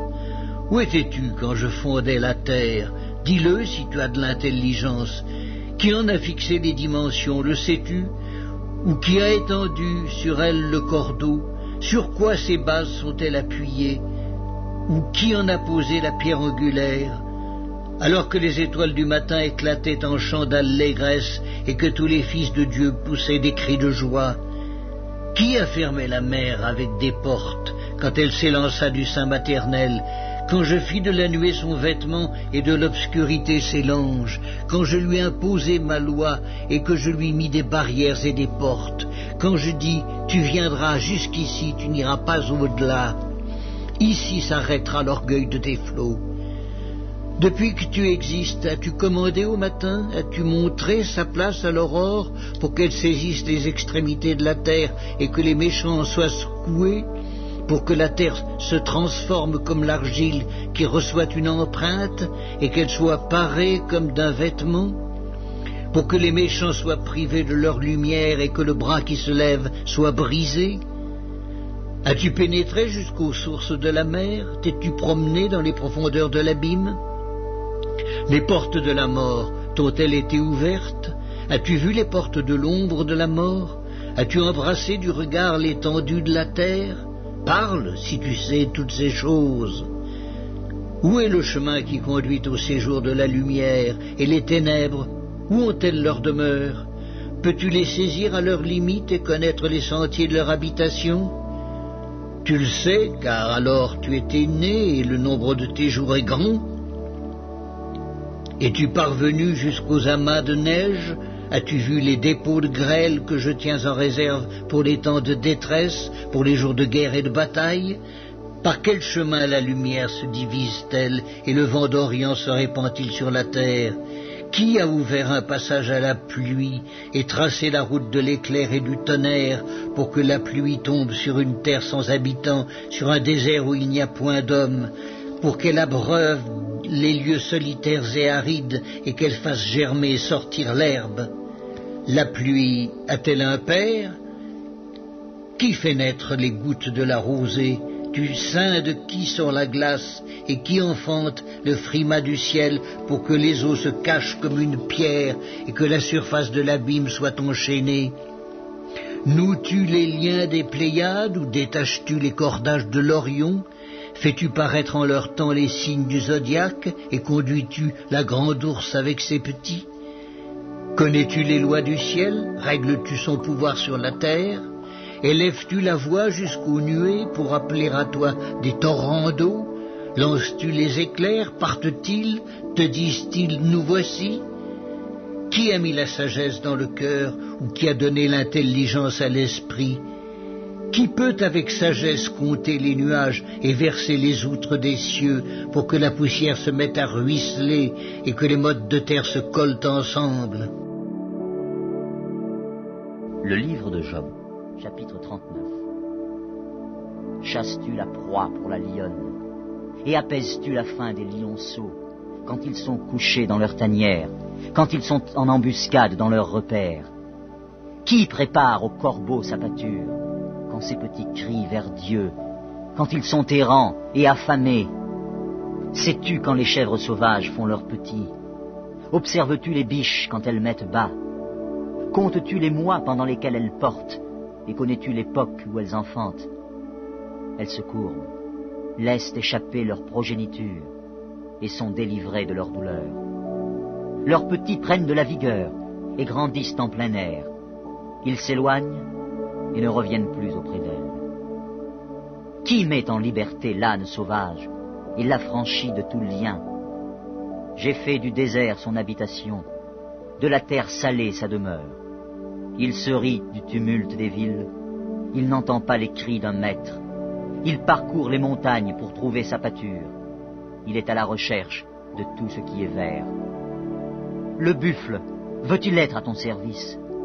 Passe-t-il la nuit vers ta crèche? L'attaches-tu par une corde pour qu'il trace un sillon? Va-t-il après toi briser les mottes des vallées? Te reposes-tu sur lui parce que sa force est grande? Lui abandonnes-tu le soin de tes travaux? Te fies-tu à lui pour la rentrée de ta récolte? Est-ce lui qui doit l'amasser dans ton air? L'aile de l'autruche se déploie joyeuse. On dirait l'aile, le plumage de la cigogne. Mais l'autruche abandonne ses œufs à la terre et les fait chauffer sur la poussière. Elle oublie que le pied peut les écraser, qu'une bête des champs peut les fouler. Elle est dure envers ses petits, comme s'ils n'étaient point à elle. Elle ne s'inquiète pas de l'inutilité de son enfantement, car Dieu lui a refusé la sagesse. Il ne lui a pas donné l'intelligence en partage. Quand elle se lève et prend sa course, elle se rit du cheval et de son cavalier. Est-ce toi qui donnes la vigueur au cheval et qui revêt son cou d'une crinière flottante? Le fais-tu bondir comme la sauterelle? Son fier hennissement répand la terreur. Il creuse le sol et se réjouit de sa force. Il s'élance au-devant des armes. Il se rit de la crainte. Il n'a pas peur. Il ne recule pas en face de l'épée. Sur lui retentit le carquois. Brille la lance et le javelot. Bouillonnant d'ardeur, il dévore la terre. Il ne peut se contenir au bruit de la trompette. Quand la trompette sonne, il dit « En avant !» Et de loin il flaire la bataille, la voix tonnante des chefs et les cris de guerre. Est-ce par ton intelligence que l'épervier prend son vol et qu'il étend ses ailes vers le midi? Est-ce par ton ordre que l'aigle s'élève et qu'il place son nid sur les hauteurs? C'est dans les rochers qu'il habite, qu'il a sa demeure, sur la cime des rochers, sur le sommet des monts. De là, il épie sa proie, il plonge au loin les regards. Ses petits boivent le sang, et là où sont des cadavres, l'aigle se trouve. L'Éternel, s'adressant à Job, dit « Celui qui dispute contre le Tout-Puissant est-il convaincu? Celui qui conteste avec Dieu a-t-il une réplique à faire? » Job répondit à l'Éternel et dit « Voici, je suis trop peu de choses. Que te répliquerai-je? Je mets la main sur ma bouche. J'ai parlé une fois, je ne répondrai plus. 2 fois, je n'ajouterai rien. » Le livre de Job, chapitre 40. L'Éternel répondit à Job du milieu de la tempête et dit « Saint terrain comme un vaillant homme. Je t'interrogerai et tu m'instruiras. Anéantiras-tu jusqu'à ma justice? Me condamneras-tu pour te donner droit? As-tu un bras comme celui de Dieu, une voix tonnante comme la sienne? Orne-toi de magnificence et de grandeur. Revêt-toi de splendeur et de gloire. Répands les flots de ta colère, et d'un regard abaisse les hautains. D'un regard humilie les hautains. Écrase sur place les méchants. Cache-les tous ensemble dans la poussière. Enferme leur front dans les ténèbres. Alors, je rends hommage à la puissance de ta droite. Voici l'hippopotame, à qui j'ai donné la vie comme à toi. Il mange de l'herbe comme le bœuf. Le voici. Sa force est dans ses reins. et sa vigueur dans les muscles de son ventre. Il plie sa queue aussi ferme qu'un cèdre. Les nerfs de ses cuisses sont entrelacés. Ses os sont des tubes d'airain. Ses membres sont comme des barres de fer. Il est la première des œuvres de Dieu. Celui qui l'a fait l'a pourvu d'un glaive. Il trouve sa pâture dans les montagnes, où se jouent toutes les bêtes des champs. Il se couche sous les lotus, au milieu des roseaux et des marécages. Les lotus le couvrent de leur ombre. Les saules du torrent l'environnent. Que le fleuve vienne à déborder, il ne s'enfuit pas. Que le Jourdain se précipite dans sa gueule, il reste calme. Est-ce à force ouverte qu'on pourra le saisir? Est-ce au moyen de filets qu'on lui percera le nez? Prendras-tu le crocodile à l'hameçon? Saisiras-tu sa langue avec une corde? Mettras-tu un jonc dans ses narines? Lui perceras-tu la mâchoire avec un crochet? Te pressera-t-il de supplications? Te parlera-t-il d'une voix douce? Fera-t-il alliance avec toi pour devenir à toujours ton esclave? Joueras-tu avec lui comme avec un oiseau? L'attacheras-tu pour amuser tes jeunes filles? Les pêcheurs en trafiquent-ils? Le partagent-ils entre les marchands? Couvriras-tu sa peau de dard et sa tête de harpon? Dresse ta main contre lui, et tu ne t'aviseras plus de l'attaquer. Voici, on est trompé dans son attente. À son seul aspect, n'est-on pas terrassé? Le livre de Job, chapitre 41. Nul n'est assez hardi pour l'exciter. Qui donc me résisterait en face? De qui suis-je le débiteur? Je le paierai. Sous le ciel, tout m'appartient. Je veux encore parler de ses membres, et de sa force, et de la beauté de sa structure. Qui soulèvera son vêtement? Qui pénétrera entre ses mâchoires? Qui ouvrira les portes de sa gueule? Autour de ses dents habite la terreur. Ses magnifiques et puissants boucliers sont unis ensemble comme par un sceau. Ils se serrent l'un contre l'autre, et l'air ne passerait pas entre eux. Ce sont des frères qui s'embrassent, se saisissent, demeurent inséparables. Ses éternuements font briller la lumière. Ses yeux sont comme les paupières de l'aurore. Des flammes jaillissent de sa bouche. Des étincelles de feu s'en échappent.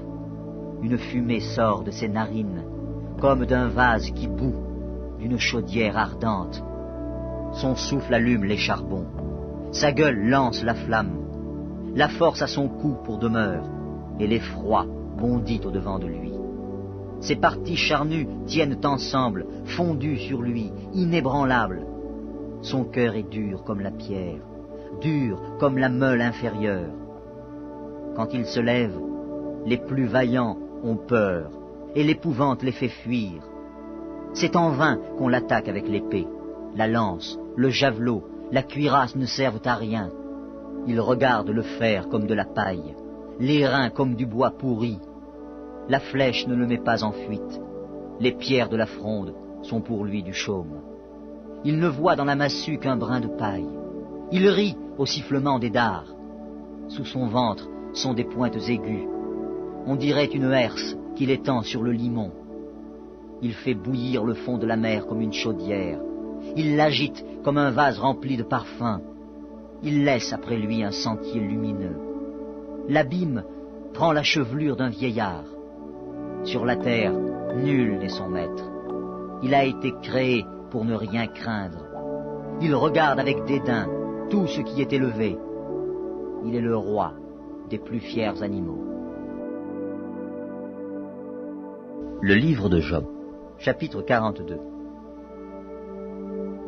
Job répondit à l'Éternel et dit: Je reconnais que tu peux tout, et que rien ne s'oppose à tes pensées. Quel est celui qui a la folie d'obscurcir mes desseins? Oui, j'ai parlé, sans les comprendre, de merveilles qui me dépassent et que je ne conçois pas. Écoute-moi, et je parlerai. Je t'interrogerai et tu m'instruiras. Mon oreille avait entendu parler de toi, mais maintenant mon œil t'a vu. C'est pourquoi je me condamne et je me repens sur la poussière et sur la cendre. Après que l'Éternel eut adressé ces paroles à Job, il dit à Éliphaz de Théman, « Ma colère est enflammée contre toi et contre tes deux amis, parce que vous n'avez pas parlé de moi avec droiture, comme l'a fait mon serviteur Job. Prenez maintenant 7 taureaux et 7 béliers. Allez auprès de mon serviteur Job et offrez pour vous un holocauste. Job, mon serviteur, priera pour vous, et c'est par égard pour lui seul que je ne vous traiterai pas selon votre folie, car vous n'avez pas parlé de moi avec droiture, comme l'a fait mon serviteur Job. » Éliphaz de Théman, Bildad de Shuach et Tsophar de Naama allèrent et firent comme l'Éternel leur avait dit. Et l'Éternel eut égard à la prière de Job. L'Éternel rétablit Job dans son premier état, quand Job eut prié pour ses amis. Et l'Éternel lui accorda le double de tout ce qu'il avait possédé. Les frères, les sœurs et les anciens amis de Job vinrent tous le visiter, et ils mangèrent avec lui dans sa maison. Ils le plaignirent et le consolèrent de tous les malheurs que l'Éternel avait fait venir sur lui. Et chacun lui donna un késita et un anneau d'or. Pendant ces dernières années, Job reçut de l'Éternel plus de bénédictions qu'il n'en avait reçues dans les premières. Il posséda 14 000 brebis, 6 000 chameaux, 1000 paires de bœufs et 1000 ânesses. Il eut 7 fils et 3 filles. Il donna à la première le nom de Jémima, à la seconde celui de Ketsia, et à la troisième celui de Kéren Apuk. Il n'y avait pas dans tout le pays d'aussi belles femmes que les filles de Job. Leur père leur accorda une part d'héritage parmi leurs frères.